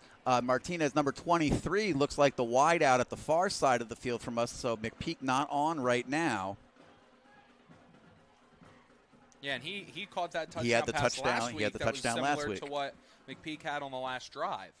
So Ordway from the gun, 3 receivers to the far side. They're going to do the same play going the other way now. Ordway's going to stumble, and he's going to hit the deck for a loss of about a yard. Seneca's going to use that timeout, so he still wants to threaten here with 1:01. Ordway saw one of his tackle or one of his linemen get pancaked by a defender, tried to cut it back upfield and just lost his footing. Yeah, I think he was going to have a little bit of room there, but ends up losing 2. So it'll be second down and 12. Ball rests on the Easton 31-yard line. 1:01 to go first half. Easton out to that 21-9 lead. Points would be good here. We did talk about how Noah Boraluka was able to connect from 37, 38 yards last week. That was Easton's first regular season field goal in the last 2 years. Well, I mean, even though they haven't had a regular season one before that one, still had the most important one. Yep. Talking about last Thanksgiving Day. Yes, indeed. I guess that is regular season. You're right. Yes, it is. The bowl games, right? Yeah, yeah. And Jeff Achenzie said he's going to make an appearance this I year. will be there this year. First time. I should probably get a shirt like I'm a little child that says this is my first one. Well, now that all the bowl games in college football are all playoff games, yeah, I'd say the Turkey Bowl is the biggest one. As Ordway from the gun, he's going to drop. He's going to throw quickly on a slant. Coming back across the field is Biddle, and he's going to be brought down from behind after about a 5-yard gain shy of the 40. Yeah, nice recovery there by the Golden Hawks. Otherwise, they don't make that tackle, and Biddle is still probably running downfield. Yeah, and that play worked to perfection. The pocket collapsed on Ordway, but he did a great job. Left his feet, which you don't love. As ball snapped, Ordway going to pump fake, now go to the sideline, lower his shoulder, and it goes out of bounds at the 45. We'll see where they spot him. Yeah, they're going to spot him at the 44. They're going to give him a first down. The clock will stop at 34 seconds. That's 12 first downs for the Rovers. Ball control football. It's Ordway from the gun, 3 receivers to the near side. It's a low snap. He picks it off the turf. He's throwing for, I believe that was Martinez, and it goes off his face mask and bounces away. Yeah, there was a couple of issues there. Ball was rolling on the turf for the snap. Ordway does an okay job picking it up, immediately fires it to Martinez. I don't think he expected the ball to be there so soon. Bounced straight up in the air and goes for an incompletion, 2nd down and 10. 2 timeouts still remain for the Rovers. Easton, though, with the ball at their 44-yard line, trying to approach midfield here. 2 timeouts, like Jack said. Ordway from the gun, 3 receivers to the near side. Martinez to the far side. It's going to be that same sprint out play again. Pocket collapses. Ordway hit. Staying on his feet, trying to get to the outside. Will pump fake and is brought down at the 35 for a huge loss. And you have to think now Easton's just going to be content to let the clock run out. I think so, too. Yeah, give credit to Bethlehem Catholic. They did not go into a prevent defense here. They've been bringing pressure, and that time it gets to Ordway. Seneca does not want to do anything else here, and we'll go to triple zeros. 21-9 lead, though, for Easton from Bethlehem Area School District Stadium. And that's honestly, I mean, I don't mean it in a negative way, but that was probably the worst drive this Rover offensive line has had all year. Yeah, I don't know if they were just coming with a lot of pressure from Bethlehem Catholic, but, yeah, it just seemed like – Ordway, we were talking about a few times tonight how he had really good pocket protection back there, and that whole drive it seemed like he was constantly, having to move around and was uncomfortable. So let's step away here right now. We are at halftime. Golden Hawks taking on the Red Rovers. Easton was out 21-3. Becca Catholic gets one back to make it 21-9. You're watching Red. Sam Ruda Realty. Sam Ruda has been in the real estate business for more than 45 years. A lifelong resident of Easton, Sam serves the greater Lehigh Valley area. In business with his son, this family-oriented firm is perfect for all your real estate needs. Not only can Sam help you find the home of your dreams, he can help to sell your home for top dollar. Visit www.samruda.com for more information. That's www.samruda.com for more information. Sam Ruda, Easton's real estate agent. College Hill Tavern, located at 420 Cattell Street in Easton, is more than just your neighborhood bar, it's an Easton tradition. Whether you're off to Fisher Field to watch Lafayette or simply passing through town, stop by the College Hill Tavern, where the Milham family serves some of the best food, drink, and company around. The College Hill Tavern is a museum for Lehigh Valley sports fans, so you always have an opportunity to talk about local high school, college, or professional sports with your fellow patrons. The College Hill Tavern offers a full menu as well as 10 beers on tap with an extensive selection of bottled domestic, imported, and craft brews. If beer isn't your thing, the College Hill Tavern has a fine wine list and wide variety of other liquors. The College Hill Tavern is open 7 days a week from 12 noon until 2 a.m. with food served until midnight daily. Visit the College Hill Tavern online at cht.bar or call them at 610-829-5470. That's 610-829-5470. Better yet, stop by the College Hill Tavern at 420 Cattell Street in Easton today and experience this Lehigh Valley tradition personally. A lot of big things going, and listen, it's all you guys have been doing a great job. We just want to thank you guys again this month for just putting the hard work in to let us get where we need to get to. Here at Kelly Nissan, we value our customers and community above all else. We strive for excellence, from sales to service, and everything in between. We are your Kelly Nissan. and we want to see you guys year after year with a smile on your face. So come on in. We'd love to meet you.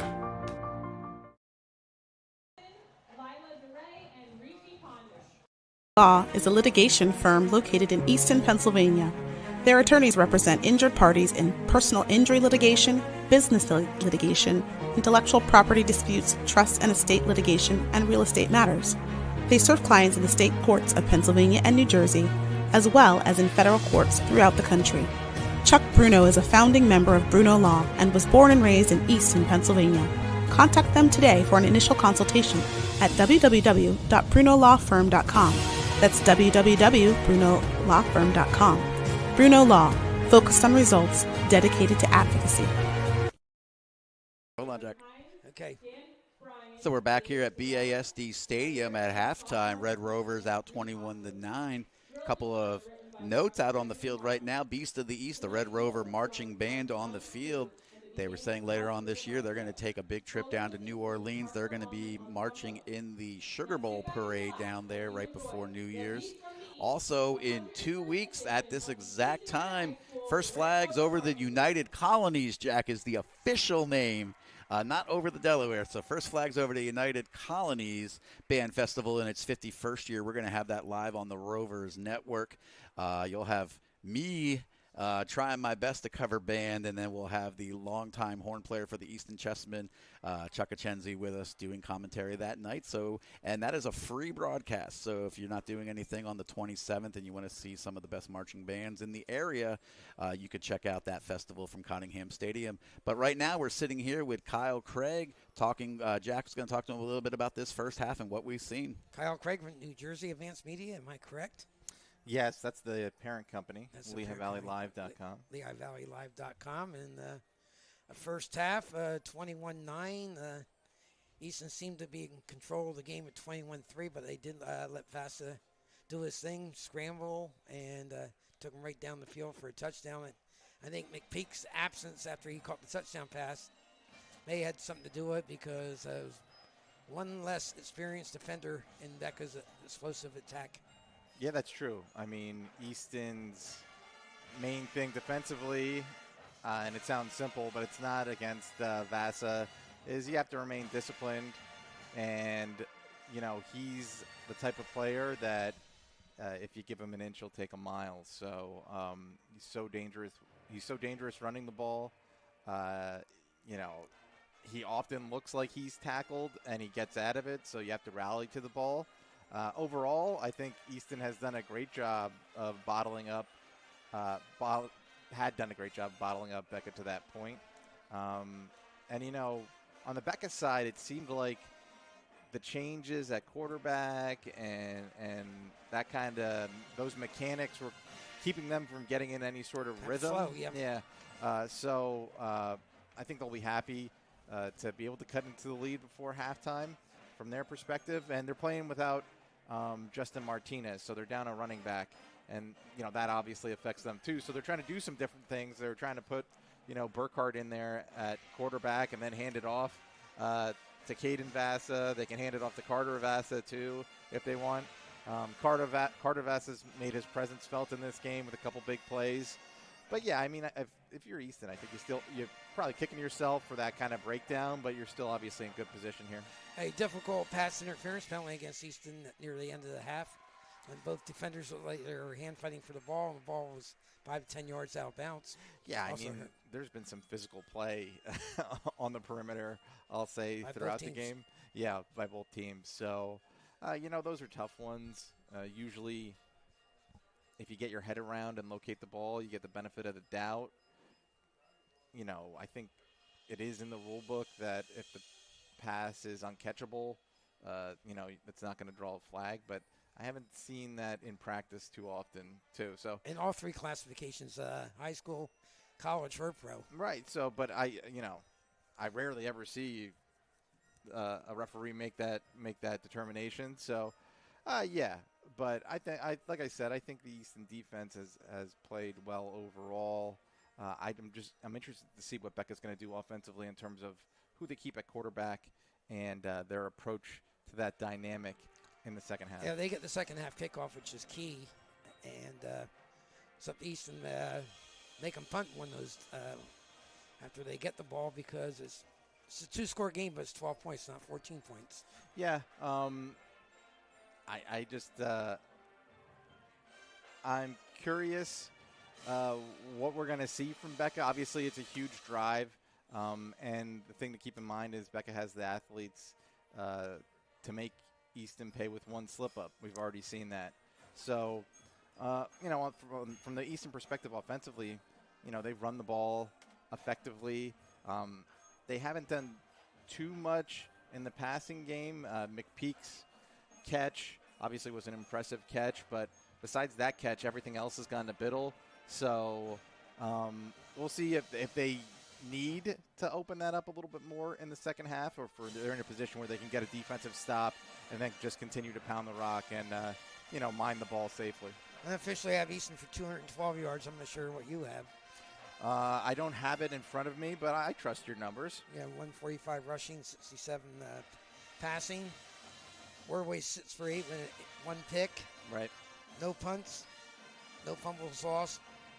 It should be 3 penalties for 30 yards. I forgot to add that last one, so the most costly one. So it's up to Easton to stop them. Like I said, Easton tried to get a score before the end of the half, and Becca rose to the occasion. And Easton started with bad field position at their 22 and got it out close to midfield, but before they went backwards a little bit. Becca's had trouble with penalties too in this game. Yes. They've been in their own way in a lot of situations, but if I'm a Rovers fan or if I'm Coach Seneca, he's probably not happy with the way the half ended, but he has an opportunity to light a fire. His mistakes. Yeah, light a fire under them here and make sure that they come out motivated for this next series. Yes. So we found out this morning, like I said, about Mr. Falzone. Yeah. He has a broken left clavicle, not his throwing arm, of course, but it's still you need that arm for your passing. Oh, absolutely, yeah. So I expect him, to be out for a few weeks. But, and Jeff and I both talked that, we're not sure the Auburn Tigers have anything to say about when he's able to return or not able to return. That's a good question. Who knows in the current environment of college sports what kind of expectations there are for recruits and making sure that they're 100% healthy when they arrive on campus. But, yeah, I mean, the funny thing about a clavicle, I guess it's not funny, but the one thing about a clavicle is it could be a very serious break, or a partial, or just a hairline, or so there's varying degrees, and so it needs to be evaluated whether or not they want to take a surgical option and put a plate on it, if they're going to let it heal on its own, and obviously there's different recovery times for all that stuff. And the other part to remember with Falzone is he's a dangerous runner too. So if he goes back in the game, he's got to be able to take some absorb contact. Jeff, do you have any questions?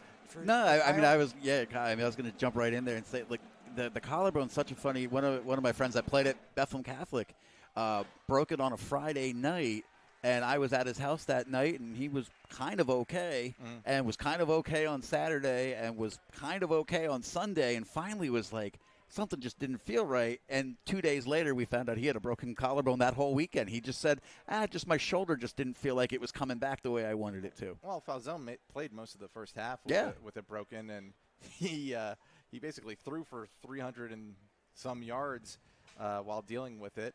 And the one thing that Falzone has done in recent years as he's worked with more quarterback coaches and quarterback gurus is he's kind of changed the way he throws the ball, and it involves kind of the whip generated from his upper body. And so while it's not his throwing shoulder, that shoulder does come into play. And so they said last night when he threw a pass directly in the ground right before intermission, that was a sign that, it was the adrenaline was wearing off and the collarbone was really starting to affect him. So there's a big Northampton-Lehigh County match next week with that team, Nazareth going up there to Parkland. With Emmaus right now, the last 2 weeks looking like they may have righted the ship a little bit. Is it going to be Parkland's division to run away with, or do you think there's anybody else up there that can give them a challenge in Lehigh County? Well, I'll tell you what, Emmaus has been a little puzzling. I think they entered the season with high expectations. I know that when I was reached out to by Penn Live about, teams in 6A to consider for the preseason rankings, they were a team that I had up there. And while the final score was what you would expect it to be against Stroudsburg last night, it wasn't clear cut for a lot of that game. I think Parkland's in a situation where it's theirs to lose. Yeah, it's theirs to lose. They're definitely in the driver's seat. Whitehall has improved from last year, but I think they're kind of a runaway favorite certainly at this point. And it makes you kind of miss the EPC South, where that wouldn't be the conversation. We'd be talking about the two or three teams. Yeah, then the top end of the EPC battling it out for a divisional title that really carried a lot of weight. But we do not miss the schedule. Yeah. No. Well, and then also talking about the North End, could we see another team in the District 11 field other than Stroudsburg this year from Monroe County? Well, at the 6A, sorry. Right, at the 6A level. 5A, I could already tell you who's going to be. Right, yes, that's a quirk, shall we say, of the schedule. So, I don't know. Certainly there's arguments to be made about the amount of teams that get into the field. I know back in the old days, if you had 2 losses, that was basically it. You were looking at the Eastern Conference. Yep. So it's changed a whole lot since then. And I think, with the divisional format, it has kind of put more, not that the district title, obviously the district title is extremely important, but it's put more weight on the 6A championship because you're no longer playing for that South title. Yeah. And so that's kind of changed the perspective of things. You don't have an opportunity to win a championship of that caliber, and it puts more weight on the 6A field. And we shouldn't say it's not. I know right now it's on the table. Looks like Easton's possibly going to pick up Parkland non-conference for the next 2 years. Well, I think it's a matchup that people want to see. Just not to repeat myself, but that was one of the big assets of the EPC South is every matchup that you'd want to see, you'd pretty much get, and that's the way it was built. I know certainly it's a topic in wrestling where you're not having duels with all the top teams all the time, and that's not really what you want to see happen in football either. So I like a little scheduling flexibility, but I do miss writing about the EPC South and what that brought to the table. Kyle, we're going to let you go. You have to go to work, and Jeff and I have to go to work, so thanks for stopping up. Yeah, well, thanks. I'm still emotionally recovering from watching the end of Jeff's the a proud father of a little girl now. What's her name? My daughter's name is Haley. Oh, okay. Haley out there. We'll Yes. say hi to Haley. Is popular. We're going to a Haley birthday party tomorrow. Oh, are you? Yeah, yeah. So she's at home, and we'll see what I walk into when we get home because we're 3 weeks in, so we'll see. Oh well, congratulations! Oh my goodness, I didn't realize that new. Yes. Okay. All right, so if you're listening on JAJL Sports Radio, that Podbean Live app, if you haven't already, like and subscribe that JAJL channel. We're just going to refresh real quick so we can bring you the second half action uninterrupted. If you're watching Red Rover Sports Network or following us on Easton Athletics YouTube page, stay right here. We're just going to duck away for a few commercials, and we're going to come right back with second half action from BASD Stadium. Easton leads the Golden Hawks. Since 1922, the Easton Baking Company has been operating from the same shop on North 7th Street in Easton's West Ward. Featuring fresh baked breads, pies, pastries, and more, the Easton Baking Company is sure to have something you'll love. Recently reopened, we are excited and humbled to be the next caretakers of this proud Easton tradition, and we look forward to providing you, our customers, with all of your Easton baking favorites made and delivered to the highest standards of quality and service. Stop in Wednesdays through Sundays from 6:30 a.m. until 3 p.m. at 34 North 7th Street, or visit us on the web at eastonbaking.com. The Easton Baking Company. The tradition continues.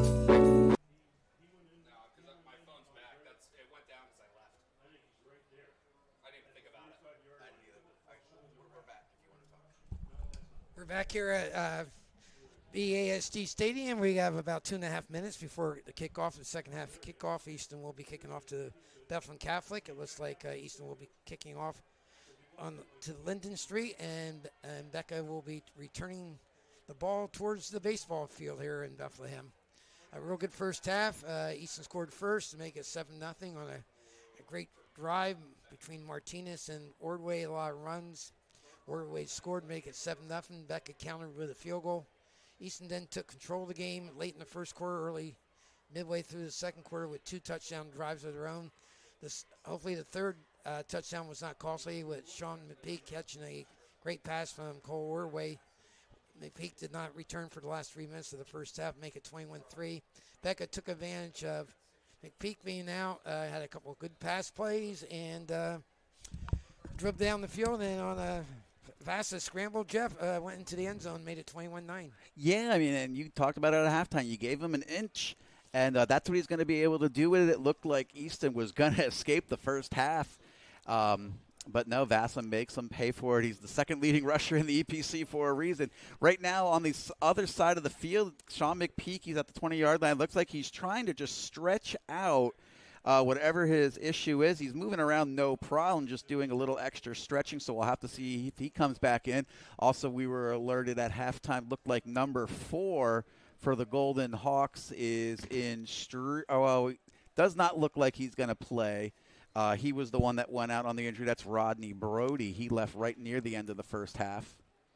Yes, Roy, the Rovers need McPeak more in the secondary than they do as a wideout. He caught that great touchdown pass because I expect the airwaves to be involved this half, and of course they're running a Vasa if he's at quarterback. Yeah, I mean Becca shows that they, that Vasa, that they are weapons, whether or not it's in the backfield or through the air. I mean, the spectacular catch by Brother Carter. He did run into some cramping issues at the end of the first half and wasn't able to finish out the entire drive, but it didn't matter. His brother, was able to scamper all the way in from 45 yards. So we have Tyler ready to go. He's ready to get his headset on and give us the play-by-play of the second half, Jeffrey. Yes, indeed. Jack will try to give us stats best he can. But the touchdowns for the Rovers: 2 on the ground by Cole Ordway, 1 through the air. Ordway to McPeak gets us to 21. Vasa scored for the Golden Hawks, and the field goal came from Geiger in the first quarter. Norbor Lucas set the kick here. Second half action. We're back with Tyler Hatten from BASD Stadium. So Borluca set to kick it away from his own 40 as we get ready for second half action. 21-9 Easton lead as we get ready to go. As Borluca will kick it deep, it's going to be fielded at about the 6-yard line. He's going to bring it out across the 20. He's going to get to the outside. A flag down for, I'm going to assume, a block in the back. Going to cut back to the middle of the field. It's Vasa, and about 10 Rovers will finally bring him down at the 34, but we will check the flag. Yeah, it's a block in the back, Tyler. Sorry for if there's ever a feedback I do get, I've been sitting in the stands or coaching for almost 40 years, so it's really hard to not instinctively just say. And, so there was a block in the back at the 17-yard line, so that's going to be half the distance to the goal. So Golden Hawks, they're going to eventually start back at their own 8 here. Well, and that's the stuff that I don't really see as I'm trying to watch the ball carrier. Return. Yeah, that's the luxury I have from just kind of watching the field, and you could see that there. So Carter Vasa, nice return. It's going to go for naught, though, as Becca's going to start with their worst starting position of the evening. At their 9-yard line. Right about where he fielded the kick. And that's what we were talking about with Borluca. He can consistently drop that ball inside the 10-yard line. If Easton can get down there and cover it, I mean, he's going to be very dangerous that they can use. And is that number 4 walking down there on the sideline, Jeff? Yes, that's what I was talking about, yep. So it'll be Vasa from the guy. Actually, I believe that's Burkhardt. He's going to keep it out across the 15, has some running room, getting to the outside, looking for a block to set up. Will stiff arm a man down the sideline, cuts it back inside, and finally out of bounds at the 37. And that is Vasa. Yeah, he made about 4 Rovers miss on that one. So right away, able to get out of the shadow of their end zone from the 9 out to the 32-yard line. Well, and that's what they did so well for the first quarter and, 7-8 minutes. Mm-hmm. Yes. Tackling in the open field, and on that last drive, and now here on the first play, they can't. Yep, so right now McPeak not back in on defense just yet. That's number 28, Jeffrey Thomas. 29. We don't have a 28, I don't think. No, that's 28. That's Is it? 28, yes. Hand off to Carter Vasa. Trying to get to the outside. Now he's going to come back to the middle of the field. He's going to pick up about 4. I remember 2 weeks ago, I think when McPeak initially got hurt, we were trying to figure out who that was. And Yes. we couldn't tell if it was 28 or 29 And or I thought 20. it was 20, and you said we don't have it. I remember that. My surprise there, yeah, Carter Vassar. This time he's in the backfield taking the handoff. We did say Bethlehem Catholic would out their starting running back, number 27, Justin Martinez. So this has been a little bit by committee tonight. We've seen a lot of Burkhardt handing off. We've seen both quarterbacks. Yeah, to Caden Vassa. Now Caden hands off to Carter. Caden's back in, right, the quarterback. It looks like Caden standing next to Carter. 2 receivers to the near side. Ball snap. Vassa's going to keep it. After faking the handoff, he's going to be just short of the first down out to the 41, maybe just past the 40. Yeah, Caden Vass has been most dangerous tonight on that read option. And it's interesting, Tyler, that Rovers are getting a little bit of their own medicine because we see how well Ordway and Martinez run that. Yep. Third and a short 2, guys. So the only difference is Vassa, he has that build of 6'3", 200. Ordway's not built like that. And they're both quick as anything. So Ordway's going to be a guy where if you see him move on to the next level, where maybe he does move to a traditional running back. So now under center, one of the first times we've seen that tonight. I form. Everybody loading the box. Going to go for a QB sneak, and Easton initially stood him up, but the second surge is going to give him a first down. Yeah, they did a great job. Looked like he had nowhere to go, but really wasn't able to actually wrap him up, so the officials allow it to continue. He's able to get forward for the first down. Like tush push almost. Yeah. And Grosvenor's going to have to come off the field for a play. And he's kind of their biggest body on the defensive side of the ball. Curtis Crossman, he's not really a D-tackle build. No. Anthony Diaz isn't really a D-tackle build. That's what you had 2 years ago, and I think that's why the pass rush has gotten better. 2 years ago, you just had run stuffers with Pete Diaz and Travis Myers. Yep. Now these last 2 years, you've had Anthony Diaz, Curtis Crossman, all these guys who are just quick. Yeah. Well, and sometimes, it's better to be quick than big when you're playing defensive line. As it's going to be a QB keep, trying to go to the outside, going to cut back, trying to find a blocker, but is going to be brought down by 4 Rovers. First down, with enough for the first down to the 47. Yeah, that student body, and I don't know if you could see that, Jack. They had about 2 or 3 bodies trying to hold up Algie Macon from breaking up that play, and they did a good job of stopping the talented defensive end for the Rovers. As I mentioned, they're mirror images of each other.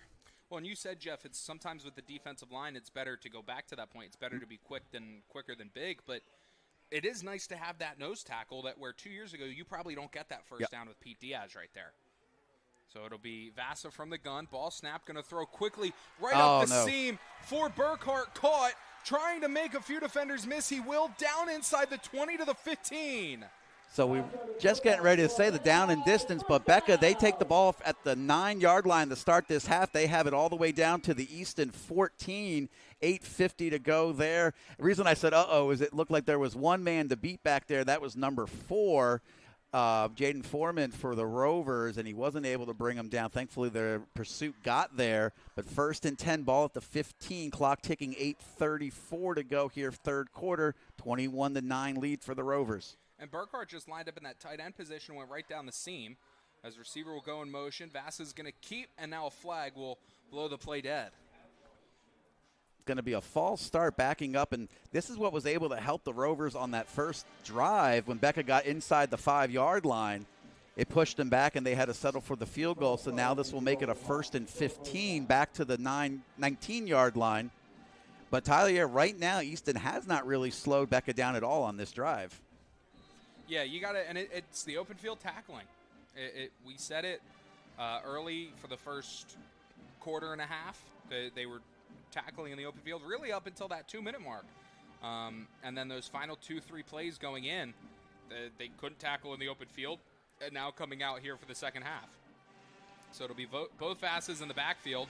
Caden Vassa will keep getting a block from his brother, trying to get to the outside, but he's going to be shoved out of bounds at the 22.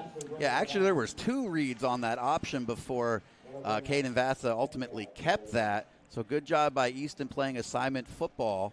And we were curious. I just thought about this, Jeff, speaking of open field tackles, but we were curious last week why Ordway was in the game playing defense. That's true. They do have a few set packages. I did ask him. They have a few set packages for him defensively. Yeah, I know we first saw him, I think, in one of the hands packages, which would make sense.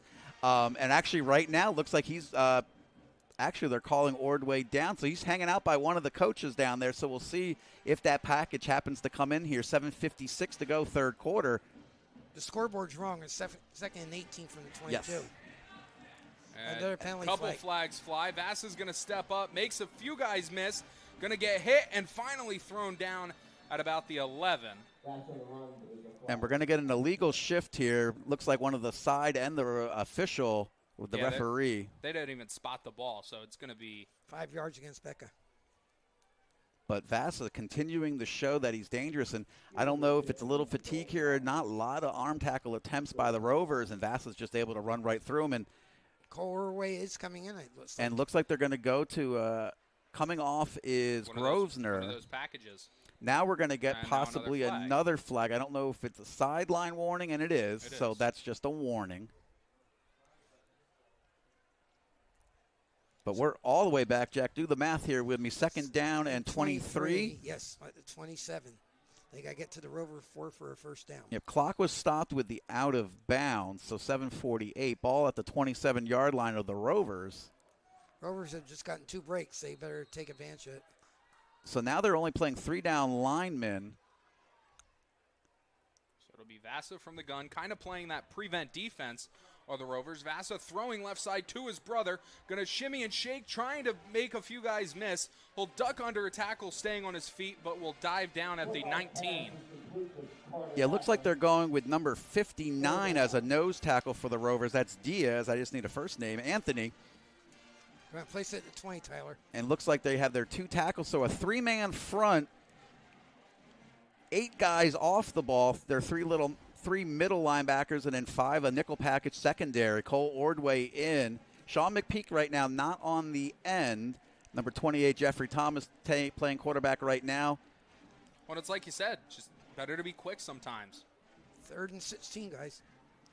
As Vassa from the gun, or excuse me, this is Burkhart. He's going to step Falls up, loose. and he's going to get sacked. Did the ball come out? Yep. Number 3 has it, though. Looks like a strip sack there by number 59, Anthony Diaz, but the ball hits the turf and covered by number 3 for the Golden Hawks, Logan Peacock. It's going to make that was about a great 3rd rush and by 28, the Rovers. 3rd and 28.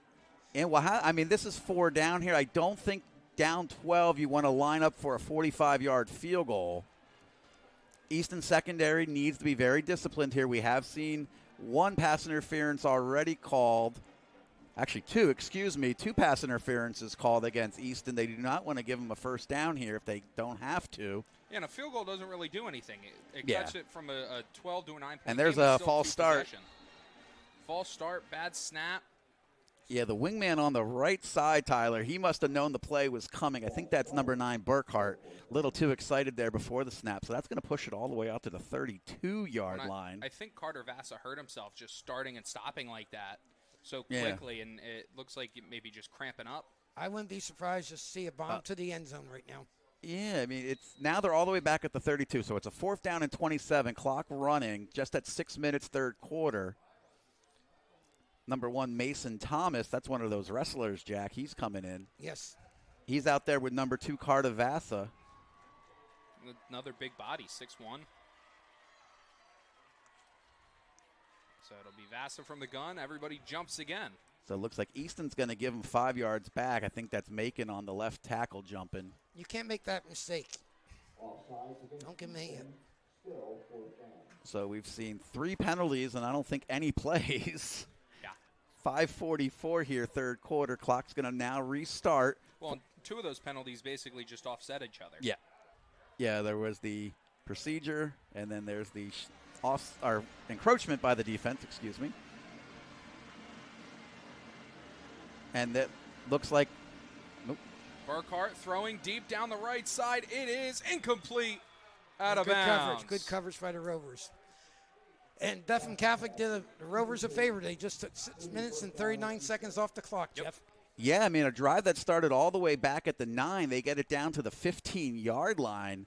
And then just, with a little bit of penalties there was a sack and a fumble recovered by Bethlehem Catholic. But still, they ended up in a 4th and long. They had to go for a really long passing attempt. Nice throw by Vasa, but they're going to turn it over at the 27-yard line. So this is where Easton's going to get their first possession of the second half. Well, it almost looked like the official threw a flag on that play, and it was like, well, I saw right. What could it have been on? Yeah, pre-snap. I mean, it looked like the right tackle lifted just a split second early, and I think after 3 flags without a play, they were just kind of let anything go. Is Ordway going to give to Martinez on the read option? Martinez fighting through tacklers. He's going to have a first down just short of the 40 to about the 39. 11-yard gain, and he's over 100 yards, 107 yards. So 3rd consecutive 100-yard game for that young man. Clock running just over 5 minutes, 3rd quarter. And Easton's best friend's the clock, and keep the ball away from Becca. That's their best defense. Ordway from the gun, 3 receivers to the near side, 1 to the far side. Ball snapped. Ordway going to keep it on the read option. Kept it in Martinez's belly for a long time. Has a blocker to the outside. He's going to sidestep out of bounds with a first down across midfield to the 48. And good news for Easton fans, Sean McPeak, he's in at wide receiver. He was actually one of the blockers downfield. Player down here for the Golden Hawks looks like just a cramp. We're going to step away here for a few moments. Remind our listeners and viewers out there, our sponsors make it possible for us to go on the road and bring you all these games. We have 2 back-to-back ones coming up with Northampton and Stroudsburg in 2 and 3 weeks. So if you're in the Lehigh Valley, especially in the Easton area, try to get out and support our sponsors. Don't forget our newest sponsor, Westside Grill, open late on Friday. When your roof is compromised, every passing moment is an opportunity for water to leak into your home and cause serious damage. There's no reason to wait around for help when you have a problem. Fleck Roofing and Construction is a local roofing company in Easton, PA that offers emergency services to residential and commercial customers. Call us today at 610-250-0737 or the web at www.roofwithfleck.com.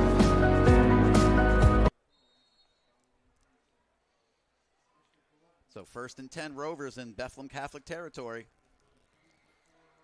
So Ordway going to keep it on the option. Fighting through tacklers, he's going to pick up about 7. Big double team block downfield for the Rovers, kind of set that one up. Ordway, 11 carries, 69 yards, gentlemen.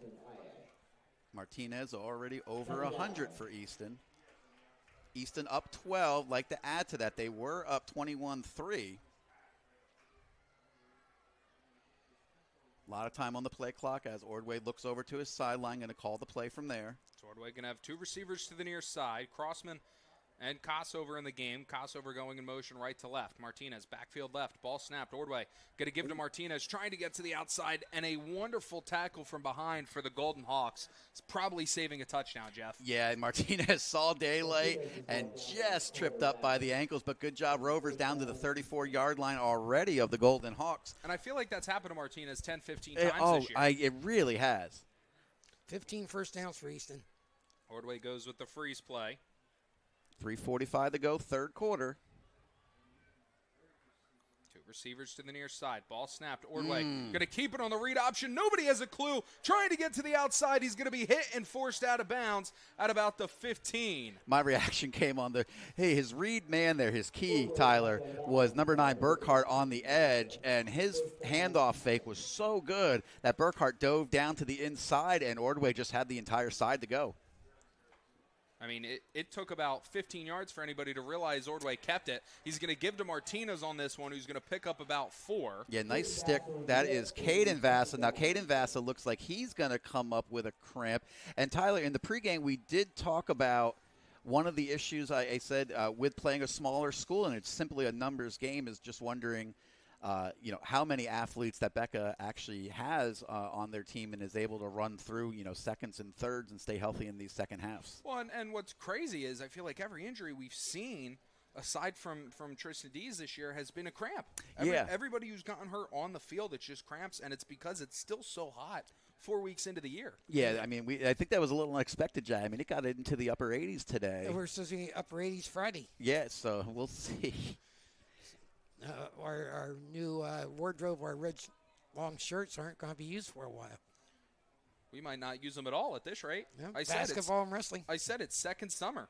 basketball and wrestling. That's true. That's Well, true. and I always talk about in my neighborhood, we have a lot of new people to Pennsylvania, and in the springtime when it's early April and it gets one of these 80-degree days, and I look and I said, no. I'm like, this is fake spring. I said, at least we have 1 or 2 fake springs, and we're gonna have snow next week. Don't worry. But I absolutely love this weather right now. Well, this is my favorite time. The difference between fake spring and fake summer is fake spring is typically like a day and a half. Mm-hmm. Or like you go to school in the morning and it's 12 degrees, and then when you leave, like for your lunch, it's about 100, and you're in a sweatshirt and a jacket. I was writing for a magazine a couple of years ago, and I literally described it sweatshirt in the back of the car weather, because in the morning you have your sweatshirt.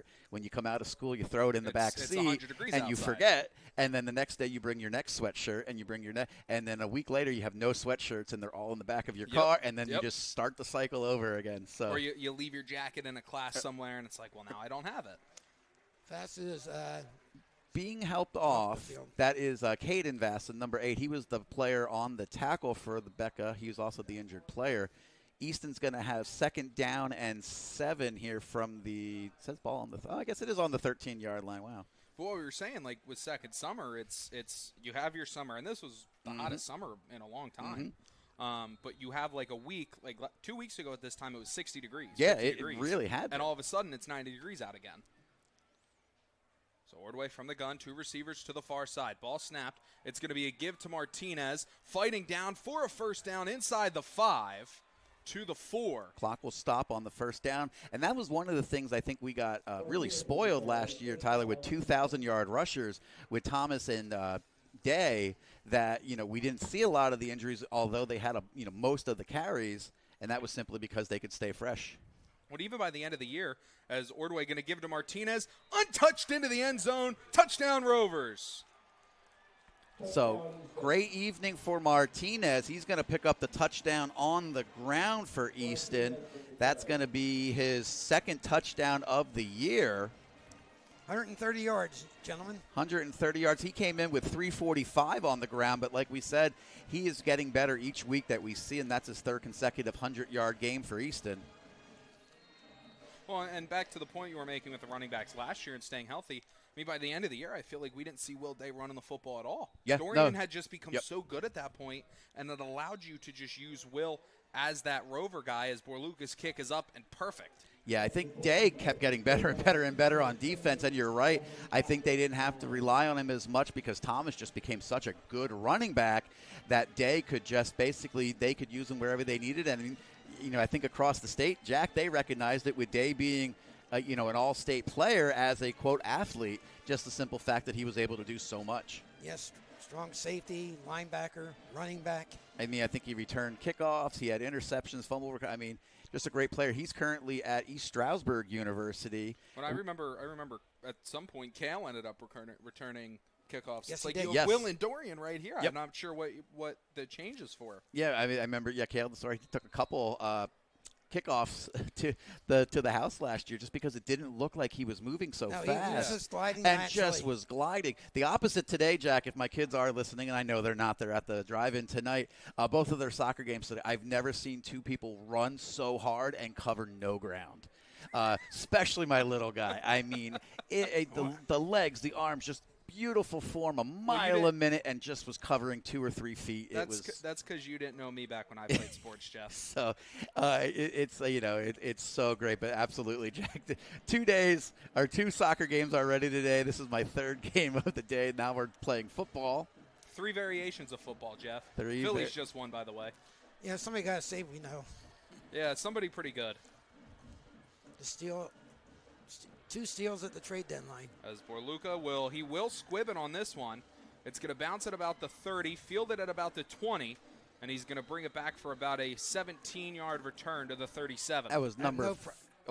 No problem with that. Yeah, that was number 5, Aiden Revere for the Golden Hawks, bringing the ball out to the 40. But Tyler, I mean, there's that trade-off. You don't really have the big play opportunity there with the squib kick, but we were talking about Borluca being able to drop the ball inside the 10. Let's see who's at quarterback and see if Vass is in at all. That's true. Yeah, Caden Vassa had just left on the previous series. Do not see him on the field right now. Looks like Burkhart's going to be in at quarterback. I will say, Jack, not to get off topic, I do hope By the way, the Mets lost, so the magic number's at 1. They can clinch it on their own tomorrow. They can clinch it on their own tomorrow. I do hope, though, the Mets win so that the Phillies can clinch it on their own rather than back their way in. As throwing left side to his brother caught, and a flag flies. Don't know what the flag Yeah, is. we'll have to see. Not sure what it was. Great pressure there by Skylar Fallon for Easton, right in the face of the quarterback. McPeak is in defense now, too. Yeah, so McPeak looks like fully recovered after that injury. Well, and Carter Vasa came up limping He to did, the though. sideline at the end of that play. Yeah, when he went out of bounds, he wasn't going to continue to fight. Talking to Curtis Crossman here from Easton, so I'm assuming Crossman's explaining something.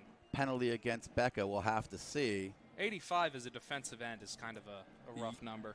Well, and we're talking with his dad and everything. I mean, he's an unbelievable. It's a tight end number. Oh, we're getting a face mask. Okay, that's what they were. Incidental face mask. Well, actually, Tyler, and like I said, talking with his dad, most of the attention right now for that young man for the next level, a lot of schools are liking him for the tight end position. Yeah. Well, and Vasa's down here in front of us now getting stretched out. So it'll be Vasa from the gun and more whistles. No flag. Yeah, but play whistles. clock looks like it had hit 0. And we were talking about some of the injuries for the Golden Hawks. Caden Vasa, the quarterback, he is not in right now. He left with a leg injury on the previous defensive series. Carter Vasa's back up on the sideline after getting stretched out. Ball snap, quarterback drops, looking, right side, caught. No, he dropped it. I was worried. Right through the hands of Mason Thomas and incomplete. I was worried he was going to catch it when he missed a tackle and he'd be going down the sideline. Yeah, that's kind of that play the Eagles run a lot with A.J. Brown, where you hit him early on the slant, and he just stops and goes back the other way, and there's nothing you can do to guard that. No. So now 2nd down and 2 after the 1st and 2. You don't see that one too often. Maybe the Eagles will do that a little bit more tomorrow. We'll see at 4:25 what they do. Easton looks like, Tyler, let's see, they're back in that 4-man front after switching to a 3-man front on the previous with Diaz and Grosvenor in there as tackles. Burkhart from the gun, 3 receivers bunched to the right, 1 to the near side. Burkhart throwing quickly over the middle, incomplete.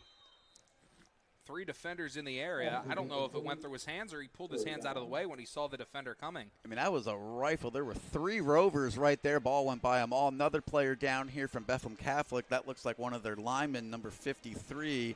That looks like Emili Ayachi. I got to be careful talking about the Eagles, though, Jeff. Last year at this stadium, right down there, I think I called Easton the Eagles. Get the right initial. Well, EA.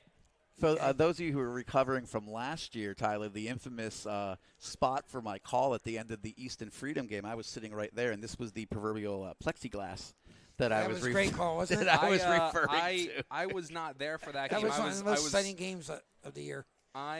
Yeah, you guys didn't invite me to that one.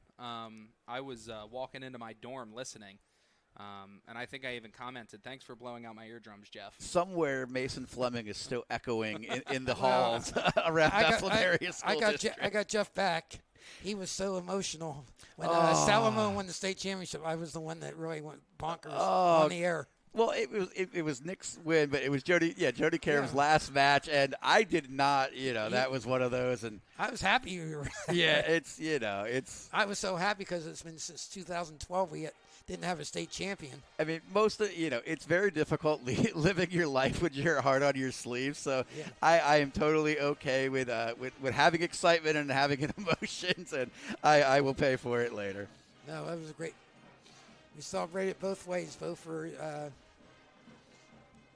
the wrestler and the coach. Burkhart from the gun, 3 receivers to the near side, going to give to the running back, and he's going to lose about a yard. Anthony Diaz says, no way. Bust right through there. He's able to read the handoff perfectly.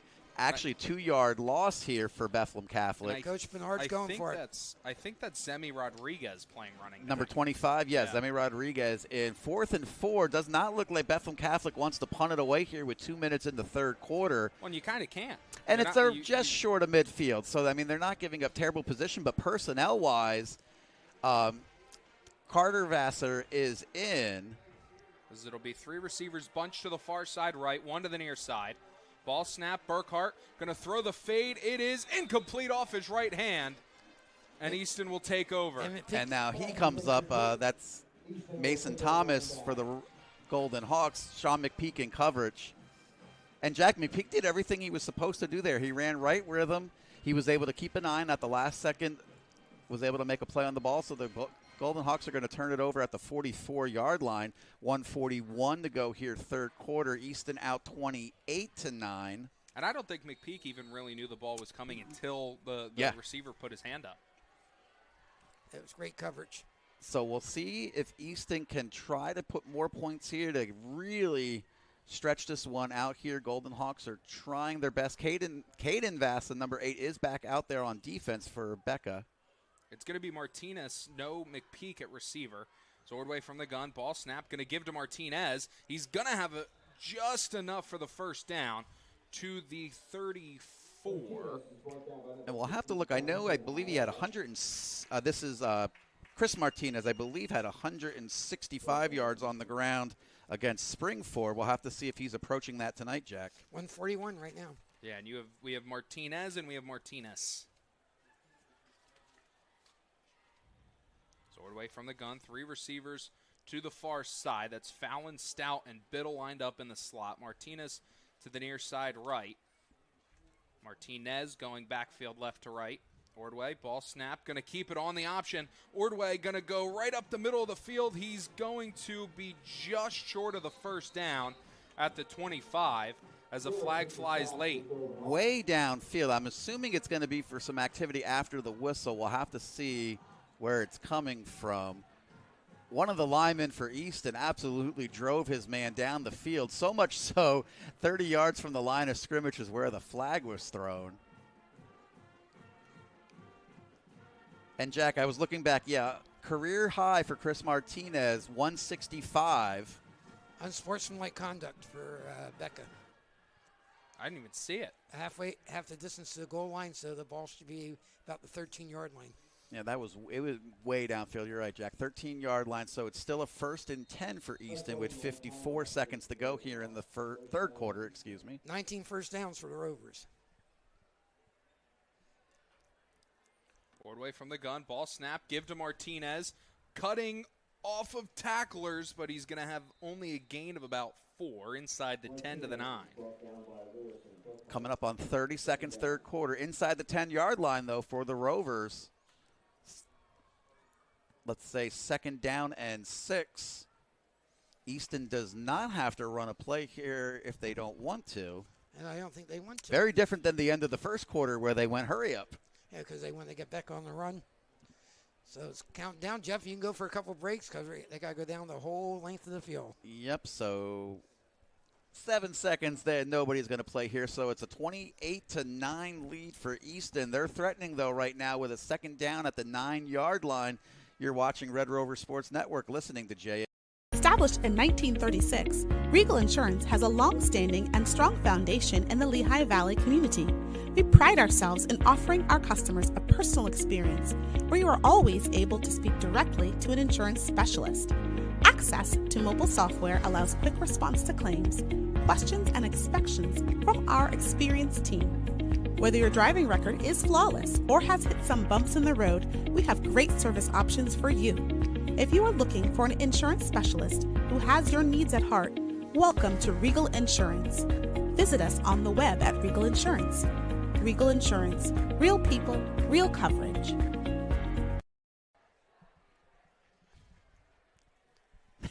Yeah, we're back. So they go the length of the field. They had to go, I can't do my math. Let's just say 91 yards. 91 yards. So, I'm not good at math either. That's why I'm a sports management major. Well, you did say 55-yard line the other week. He was up in Canada.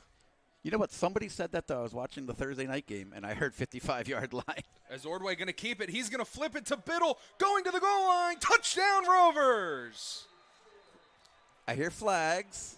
You hear flags? I hear whistles. Okay, never mind. It's a touchdown, a 9-yard touchdown pass. So, 6 points. He pulled the handoff, and instead of it being a run for Ordway or a traditional just play action, he just pitched it to Biddle, who was coming across on the jet motion.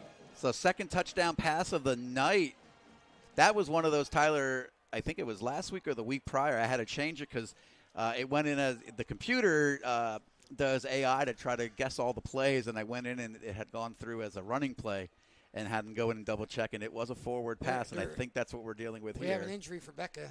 Coach Joe Bernard's down in the end zone right in front of us. Oh, yes, here. Okay, I see it here. I was There's wondering cramps, whether. or they're just getting, like I said, worn down. Yeah. And we talked about all that. the running on both sides of the football. It, like you said, it wears these guys down. It's a hot night. It's a muggy night. And we talked about, I mean, it's not even so much, Tyler, the offense and defensive side, but, I mean, it's the special teams, it's the kickoffs, the punt return, that sometimes Easton's able to use. You know, they're a larger student body. And we saw it similarly, Jack, in week 2 with Liberty was taking on Central Catholic, and it was a real close game, and then Liberty pulled away in the second half, and it was a very similar situation for the Vikings. Yes. So next week, some of those things that we'll look at, the Friday night, the one to circle, 2 4-0 teams up there. I believe it's at Nazareth, excuse me. Interdivision there, and that's the Blue Eagles. They're going to be taking on Parkland, a meeting of 4-0 teams. And Easton will get one of the preseason favorites, the Cottingham Emmaus, who's off to a 2-2 start. And those were 2 unbelievable games last year. Emmaus ended the Rovers season. As ball snapped, Ordway hold, Borluca's kick is up and good. So 35-9 now, 11:52 to go here, fourth quarter. So Easton does a great job there, Tyler. Bend but don't break after Becca takes the opening kickoff of the second half from the 9-yard line all the way down to the Rovers 15, where they're able to turn them away. They take over at around the 36-yard line. They take it at the change of the quarter, 65 yards, capped off by the second touchdown pass from Ordway. I think the win was out at Becca's sails after they took 6.5 minutes off the clock and got nothing for it. Yeah, you know, you're right. And we'll have to see here what personnel that they're going to go with Becca. They had quite a few injuries here. Nothing looked too serious. Only player that we see right now in street clothes is number 4. He left in the first half being injured. That was Rodney Brody.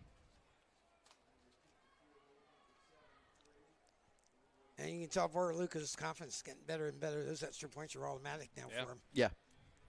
Well, in that first one, it was like, is it going to get there? It was low. How's it not get blocked? And everyone since he's gotten them up, they're going in 10, 15 yards above the goalpost. Yeah, and he's been doing this for 3 years now. 2 years ago, there were some times, Tyler, where they were sort of flip-flopping a little bit. He did all the kicking last year. And really had a solid season, and now he's become a weapon for the Rovers this year on kickoffs and on field goals. Who else do they have kicking his sophomore year? I'd have to look back and As that's going to Berluca be a was live ball off the ankle of a Golden Hawk, but somebody for Becca is going to dive on it. Heads up play. I think that was that number 25 Zemi Rodriguez realized after it deflected off his teammate because he had a host of Rovers bearing down on him.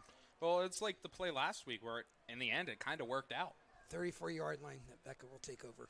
Worked out for Becca, not for Easton. Yeah, I mean, we saw that last night, Tyler, too. Nazareth was up by 28, and they went to pooch it, and Freedom never saw it, and the ball just trickled down the field, and Nazareth jumped on it. Almost happened there with the Rovers up by 26. Vass is back in. And on kickoffs, you don't have to touch it. You can just No, jump it's right automatically a live ball after 10 yards. As Easton found out earlier against Central Bucks West. Yep. As Vassa will throw, that's Burkhart will throw to Vassa, and he's going to be brought down by about 4 Rovers. Easton's DB did a great job there. He turned it back to the middle of the field where he got help. And that's Jeffrey Thomas will get credit for that tackle. Vassa's Carter hurt again. Vassa hurt again. Looks like lower body. At what point do you say just keep him out? It's tough. I know we've seen that sometimes. I mean, looks like most of this they're dealing with is just cramping with hydration.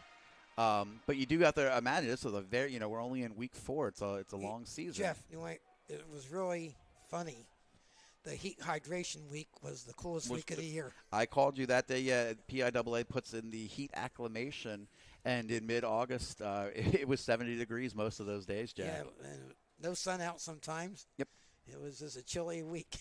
And, I mean, you never know. I mean, there were definitely times in August where, I mean, we were here. We used to practice, Jack. We didn't have a turf field back then, so we weren't allowed to use the grass other than Friday nights. You know where the band meets the Cottingham Stadium, right across the street? Mm-hmm. That field? Yeah. That was the Dust Bowl. Oh, That's where we went. Well, that's for typically 2 weeks. what would have happened on the old practice field, but now most of the teams here at Liberty, Bethlehem Catholic, are able to use it. I don't know if Freedom still – actually, Freedom has a turf surface out there to practice on, Jack, because I know there was a time when Coach Roeder used to bring the team over and they had to practice in the evenings. So it'll be Burkhart from the gun, 2 receivers to the far side left, 1 to the near side. Ball snapped. He's going to pull the handoff and will throw, and the ball just kind of sailed over everybody. That was another one of those situations. He threw a slant, and the receiver, that's why it took me back for a second. The receiver didn't even go for the football. No, it was a couple of yards behind him. I think the closest person to it was Thomas for Easton.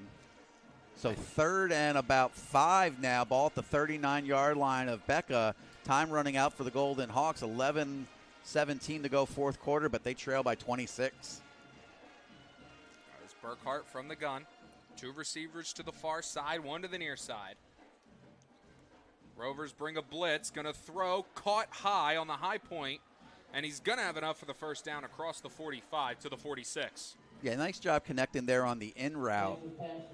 He knew where the sticks was. He was able to run his route to him and pick up the first down yardage. Down to 11 minutes, Jeff. Yep, ball out at the 46-yard line of the Golden Hawks, just shy of midfield.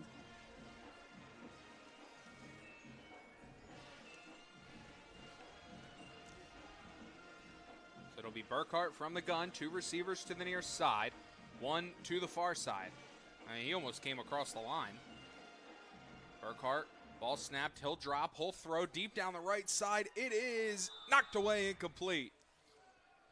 Yeah, hung up there a long time. Biddle from his center field position really wanted to get underneath that one, but ultimately took everybody out of bounds.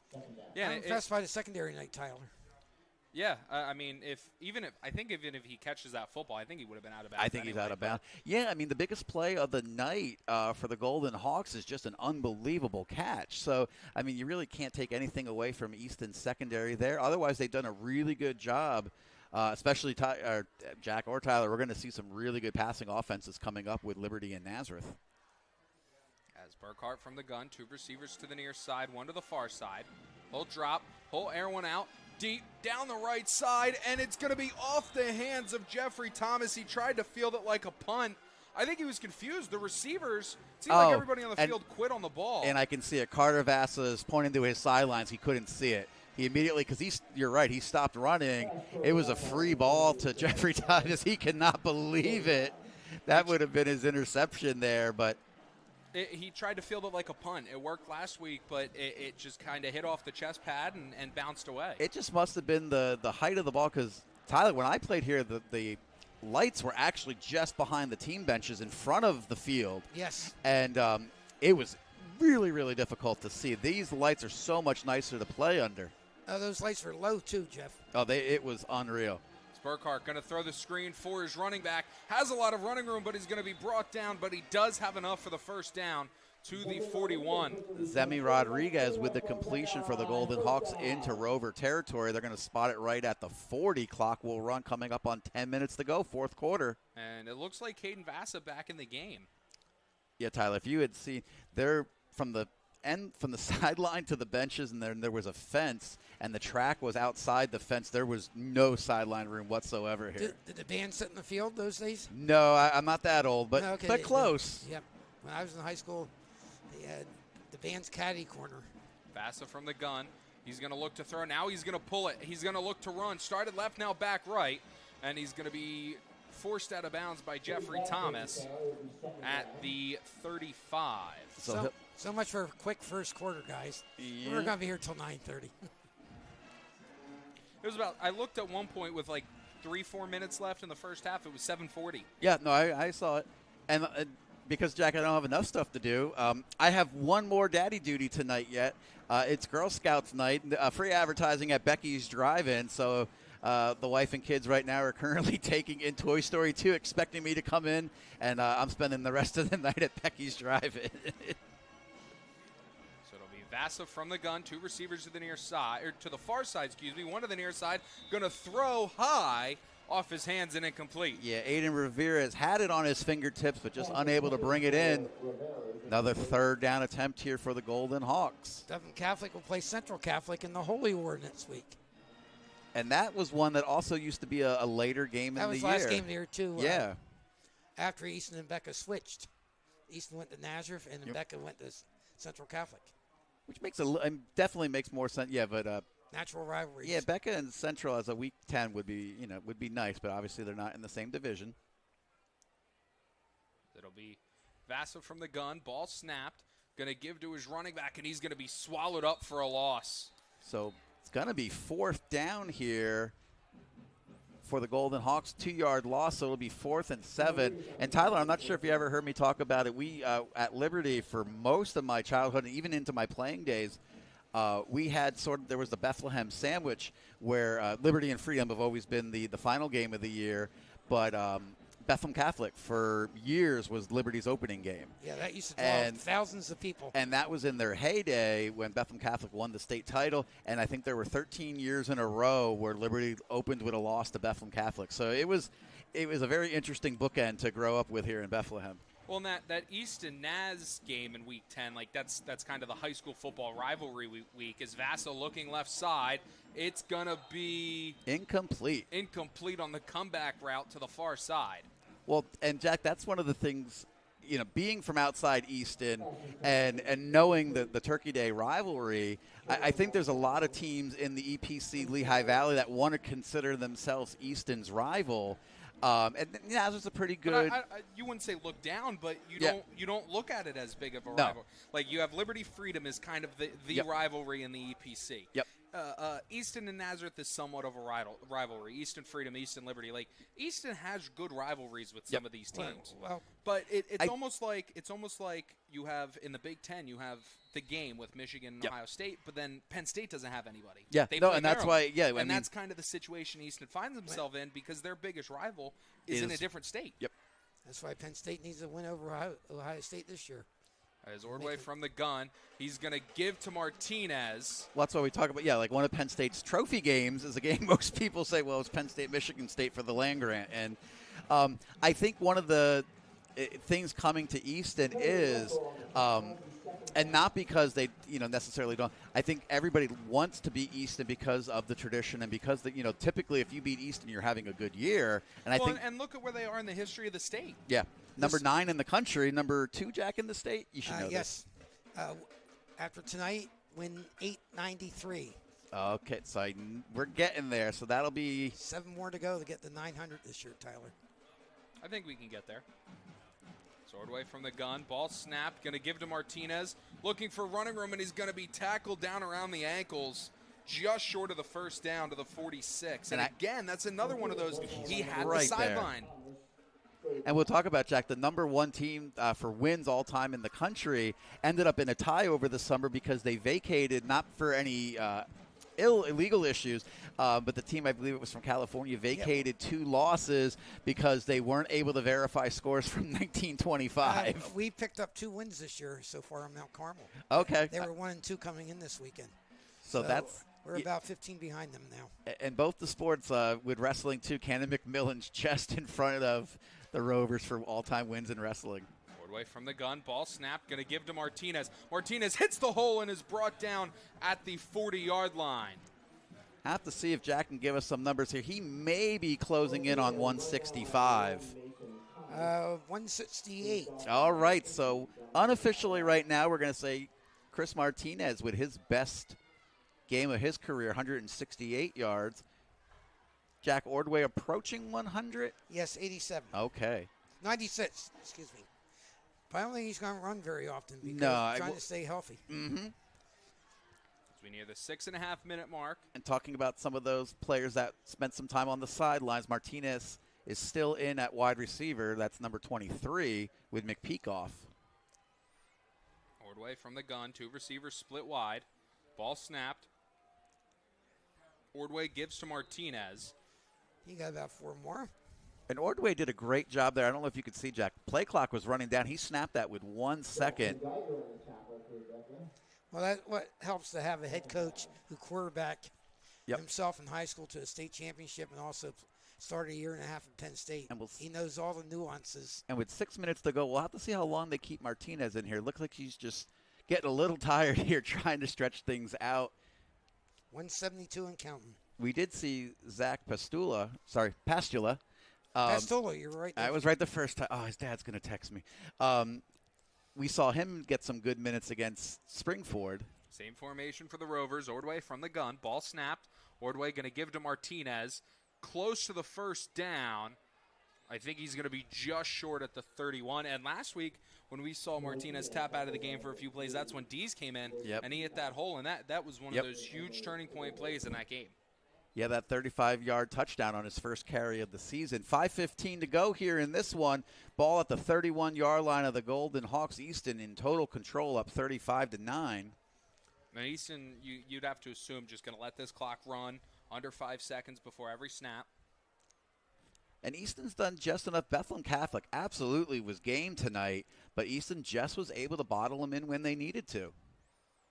Play clock down to 5. Ordway from the gun, ball snapped, going to give to Martinez, getting to the outside, splitting defenders, and it looked like he slid down at the 15. Yeah, he gave himself honestly, up. That's a good thing because it gives you another first down to continue to run that clock. Yeah, I think, and now it looks like Martinez looking to the sidelines. He's going to come off. Looks like the evening's going to be over for him. Looks like number 5 possibly in the backfield. Is that is it Amir Brown? Hold on. Do you remember where that play started? Last play? The last play. No, maybe the 21. Okay. Unofficially, he has 29 carries for 192 yards. Yeah, going down at the 15 there, that gives you plenty of breathing room once you get inside that 5 for the next first down. Play clock at 3. Ordway will turn, give to the running back, getting to the outside, has the angle, and he's in. Touchdown, Rovers. Flag is going to be down at the 13. That's a Keir Brown. Sorry, I said it wrong on the previous play. Yeah, it's going to be a hold. Ordway knew right away. So, touchdown off the board for that young man. He turned the corner quick. No, Brown wanted that. Yeah, and it's going to be a hold, so that'll be from the spot of the foul, which was about 3 yards past the stick, so it should come out to about a 1st and 17. Yeah, he got that angle, and he was flying. And, Tyler, that's what you want to see from some of these players. When you get in the game and you get a chance to show what you do, that's exactly what that young man did there. Well, and there's a difference. We see it in college football all the time. There's a difference between running up the score and giving your young kids, your freshmen, your sophomores, getting them into the game and them playing hard. As Ordway going to give right back to Brown, who's going to pick up a few yards. Yeah, running hard in there, gets about 3. 3:45 to go here, fourth quarter. Players piling off, so it'll be about a 2nd down and 15. Ball at the 23-yard line. I'm looking at the scoreboard. They have it wrong. Of the Golden Hawks. Easton 26-point lead right now. No rush. For either team, I don't think anybody's going to be taking timeouts. Yeah, a lot of players, I said, just not the night for Bethlehem Catholic. I think they will be content to regroup after this one. They're not going to have to see Easton anymore this year. As we approach 3 minutes here in the final quarter of action. Ordway from the gun, Brown to his right, ball snapped. Going to be a give to Brown, has some running room, runs into a defender, and is going to be brought down from behind at about the original line of scrimmage at the 15. If you want to see the JV version of this game Monday afternoon, you can turn into the Red Rovers Sports Network. We'll have that game live for you from Cottingham Stadium. I believe that's a 6 p.m. kickoff. No junior high game, no team this year for Bethlehem Catholic. So no junior high game on Monday, but you can check out the JV version of that one. Then next week we have the home game rematch from the district semifinal, Easton taking on Emmaus Green Hornets. That's Friday night. Pregame coming on at 6:30, kickoff 7 o'clock, probably 7:05. I know TV will be there. CTV 2 will be there for sure. Ordway from the gun, ball snap, going to give to Brown, who gets stonewalled right at the line of scrimmage. And it's going to be 4th down as we hit about the 2-minute mark, 2:05 to play. I almost said the 2-minute warning, but we don't have one of those. Yep. College has it for the last 2 years. They call it the 2-minute timeout. So the thing here, and Becca, they're not going to stop the clock here. we'll see. Looks like a change of personnel coming on the field. I think they're just going to give Borluca coming out. not to pour it on, just to give him more confidence, see if he can drill a field goal from 33 yards. Well, and you never know. There's always a possibility of something coming down to point differential late in the season. As good snap, good hold. Borluca's kick is up, and it is wide right. Yep. He had the distance. Yep, a little bit right, so Bethlehem Catholic will take over there. In high school, the ball will be spotted at the 20 because it traveled into the end zone. It's not like the other leagues where it will go for, I believe, the pros, it goes from the spot of the kick. And the college for the snap. Line of scrimmage, and in high school, it's considered a touchback if the ball goes into the end zone. So we talk about how sometimes they have different rules. There's one that they're completely different depending on what level of football you're watching.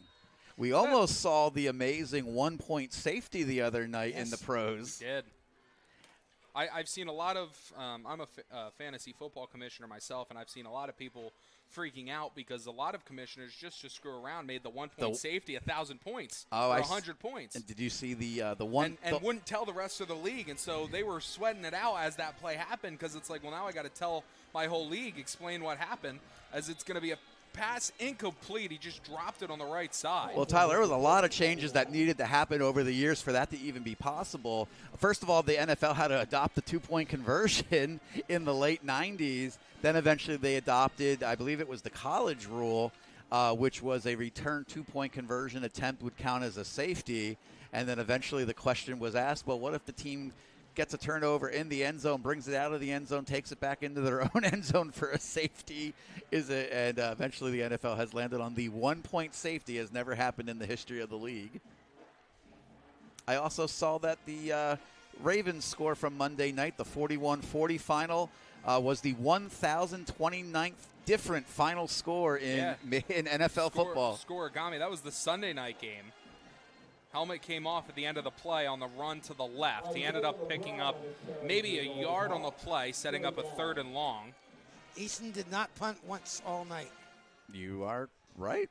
So 3rd down and 9, under 1 minute to go in this one. 45 seconds here to play on 3rd and 9. Ball at Becca's own 21. Rovers lead at 35-9 here in the fourth quarter. Clock is running. Half a minute to play. Ball snapped high. It's a high snap. He's going to give to the running back. Shaking off tackles. Cutting back to the middle of the field. Ball's out. He's hit. Ball's out. Who's on it? I think he got it back himself.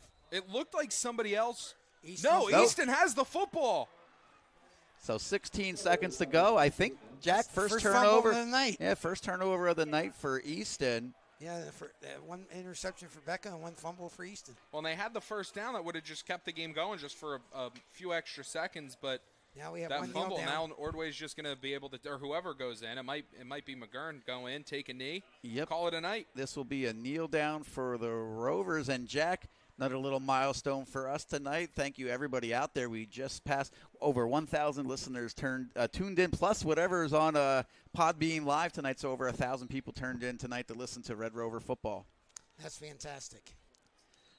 So if you tuned in, you listened to a good one here. The final score, I don't think is indicative how much of a good game this actually was, Tyler, but Easton Red Rovers, they're going to come away with a 35-9 final score. And it's the second straight win over Bethlehem Catholic after a 9-year drought. I remember reading that. That is right. So that will be our final. We'll step away for a few moments here at BASD Stadium to hear from our sponsors. We'll come back, wrap this one up as quickly as we can, and send you guys into your Saturday night. But you're listening to JAJL Sports Radio. You've been watching Red Rover Sports Network.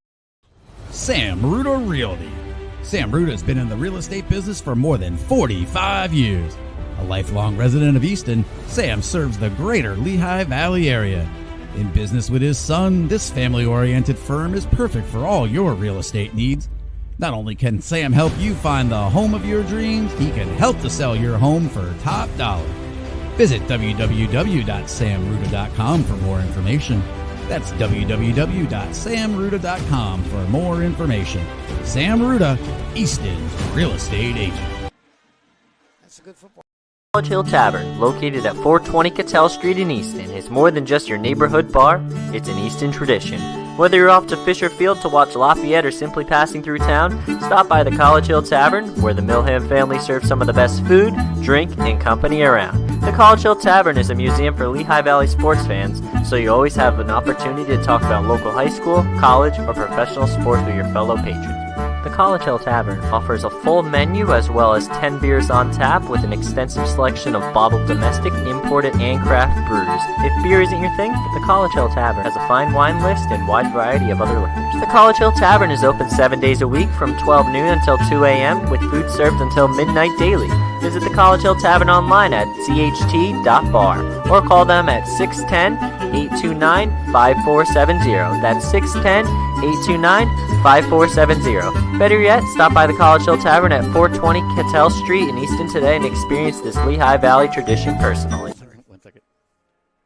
A lot of big things going, and listen, it's all you guys have been doing a great job. We just want to thank you guys again this month for just putting the hard work in to let us get where we need to get to. Here at Kelly Nissan, we value our customers and community above all else. We strive for excellence from sales to service and everything in between. We are your Kelly Nissan. And we want to see you guys year after year with a smile on your face. So come on in. We'd love to meet you. We got a spotter. I'll go downstairs and like the injury to McPeak. It would be nice to get the input. Yes, indeed. So we're back here at BASD Stadium. Jack, we saw a good one tonight with Easton Red Rovers taking the 36-9 victory. Took the lead early on the opening drive, 7-0. Becca came back with the field goal to get it to 7-3. And then from there, Easton seemed to take a good amount of control. Yeah, they went up 21-3, but Becca had a nice drive at the end of the first half. Cut it 21-9. His conversion was no good. And the whole thing about it was we knew Becca was going to get the second half kickoff. And that was the key part of the game. Becca took 6.5 minutes off the clock, had 4 or 5 first downs, and then Easton basically stuffed them. Played great defense, got the ball back, and Easton had their own drive, and Roy put the game away with 2 scores in the second half. Yeah, I mean, I think they did too. Enough that they had to do to win the game. The one time they got burned by Vasa on the really long run, 45 yards. But it just seemed that, Easton was able to, to bottle him up and really take away the big player. They really were trying to air it out Bethlehem Catholic, and, Easton just did what they needed to do to keep coming up with those plays. And, it's a nice win for them. This was, like we said 2 years ago here, this was a failed 2-point conversion game. Last year, it was back and forth for a little while, and this one, Easton seemed to have total control. Yes, Tyler, I think Easton had the right game plan. They were going to go right at him. Play ball control, give them limited opportunities, and give the defensive coaching staff their kudos. Defense played well all night, and they might have been held to a field goal if it wasn't for a couple of controversial pass interference calls. Yeah. I mean, they went down, like Jeff said early, they went down, they scored on the first drive again, and it really was never close. At no point in this game did it feel like Becca had a chance. Yeah. And that all stems from going down. You get the ball first, and you go and you get 7. You hold them to a field goal, and just like that, it's a 2-possession game the rest of the game. Yeah, and Easton hit that streak last year where we saw Coach Seneca just taking the opening kickoff and saying, you know what, we'll go up 7-0 and play the game from there. And that was the trend that they got on. And we'll have to see if they're able to continue it. And I believe it started, Jack, last year after the Emmaus. No, I think they scored first in Emmaus. So maybe it was this game last year. But I know they carried that streak all the way into the playoffs. Yes, and they, like as I said before, I like to say that, like I said, my mom was teasing me. Mm-hmm. Easton, 90% of the time will have the opening kickoff directed towards them because Coach Seneca is so confident in the Rover offense that he's been taking the ball if he wins. And most times, 90% of the time or more, the team that wins the toss against Easton wants to defer. Yeah, I mean, the old adage was like you wanted to go out there and make a defensive stand and get the ball and, really try to set the tone. And Seneca's kind of figured out a way to set the tone in another way, which is, just going out and saying you're not going to be able to slow us down. And that's really worked. What do you think, Tyler? Yeah, I mean, like I said, there really wasn't a point in this game where it felt like Becca had a chance, and it all stems from scoring first. When you score first, it gives you so much momentum, whether it's you took the ball, they gave you the ball first, whatever, or if you go out and you get a defensive stop, then you're building momentum into a drive, and then you go score. Mm-hmm. And so now, Jack, there are 3. So 3 undefeated teams left standing. There were 1, 2, 3, 4, 5, 6, 7. Almost half the league came in undefeated after this non-conference play. We saw 3 of them go down last night. Bethlehem Catholic goes down tonight. 1 will go down next week in a battle of the unbeatens at Nazareth, taking on Parkland. Easton, they'll carry an undefeated 4-0 record into their matchup with Emmaus, and we'll have to see, Jack, it's very, very, very early, but how many, is anybody able to navigate this really difficult EPC schedule? It's going to be interesting because a game up in Northampton last night had 2 really good football teams, Liberty and Northampton, and you just mentioned Parkland and Nazareth. Yeah, I mean, I think Northampton is for real this year. Every time we seem to talk about them, people still sort of brush off their recent success as they were playing up in the north. But, they were a very formidable team last year. They did everything but beat Liberty last night. They were up 13 late and let that one slip away from them. That would have been their first win over an EPC South team in quite a long time, Jack. But, so, I mean, Easton's path next week with taking on district finalist Emmaus, who was one of the highly touted teams coming into this season, and then going on up to Stroudsburg, who gave Easton problems last year. That was one of the teams that Easton could not run the ball against. Do you remember Coach Seneca being on yeah. top of the press box? And it took him less than 5 minutes to be down on the field. Yep, and that was the night we were talking, Tyler, where Cole Ordway set a Easton record for passing yards in the game, and that was the one where Biddle was able to get 3 catches. I think we figured out it was 135 yards on 3 catches. So, I mean, Stroudsburg definitely gave Easton trouble last year, and then they get into that EPC Northampton division where they go Northampton, Liberty, Freedom, Nazareth, and, there was that fun time last week, Jack, where we thought anybody could beat anybody, and I told you what my grandfather used to say: if you can't root for your team, root for chaos. And Easton came through that schedule unscathed last year. Easton has won now 16 of the last 17 contests. Yep. That is pretty gaudy. And the game they lost was to Emmaus, 20-19. Easton scored late. They cut the 2019. They elected to go for 2 and missed it. And Easton did get the ball back. And it appeared Cold War where he ran 50 yards for a touchdown, but there was a holding penalty on Jasir Frucci, and the play-by-play announcer for Service Life TV, their backup number 2 guy was a former quarterback at Emmaus, and he said, I saw the replay, says, I'm still looking for the hold. Still looking for the hold. Because Frucci had him right in the sternum where you're supposed to be blocking as a split end would do it. Thanks for reminding me, guys. So, sorry, Tyler. So, through 4 weeks, though, Easton out to a 4-0 start for the first time. And, Jack, you'll know we'll have to look up that answer because they did lose their opener last year before winning 9 straight. But 4-0 right now for Easton. We're going to wrap things up here from BASD Stadium. Right before you wrap it up, sorry. CB West is 3-1. They had another impressive victory last night. Oh, we'll have to check in on Erasmus Hall, see how they were able to make out. And I know Springford, they've been having a rough season. They had a close one last week that they lost, but we'll have to check on them because they're all bonus points down later on in the District 11 standings. So. Well, yeah, I mean, it's very early, but looking at, I know Liberty, there were, I think, 2 one-loss teams in front of the Rovers in the rankings, and it was simply because of the winning percentage of Easton's opponents, with Erasmus Hall having not played and Springford having not won, did not help Easton. Yes. So are we ready to take it home? Go ahead. The Red Rover Sports Network and JAJL Sports has just presented football action from Bethlehem Area School District Stadium. Tonight's final score was Easton 35, Becca 9. JAJL Sports and the Red Rover Sports Network will have all the action next Friday night beginning 6:30 when Easton entertains Emmaus. Now for Tyler Hatten, Jeff Achenzie, this is Jack Logic saying good night and good sports from Bethlehem Area School District Stadium. And once again, the final score, Easton 35, Bethlehem Catholic 9. Everybody have a great night, and We'll see you next Friday night. Bye-bye, everyone.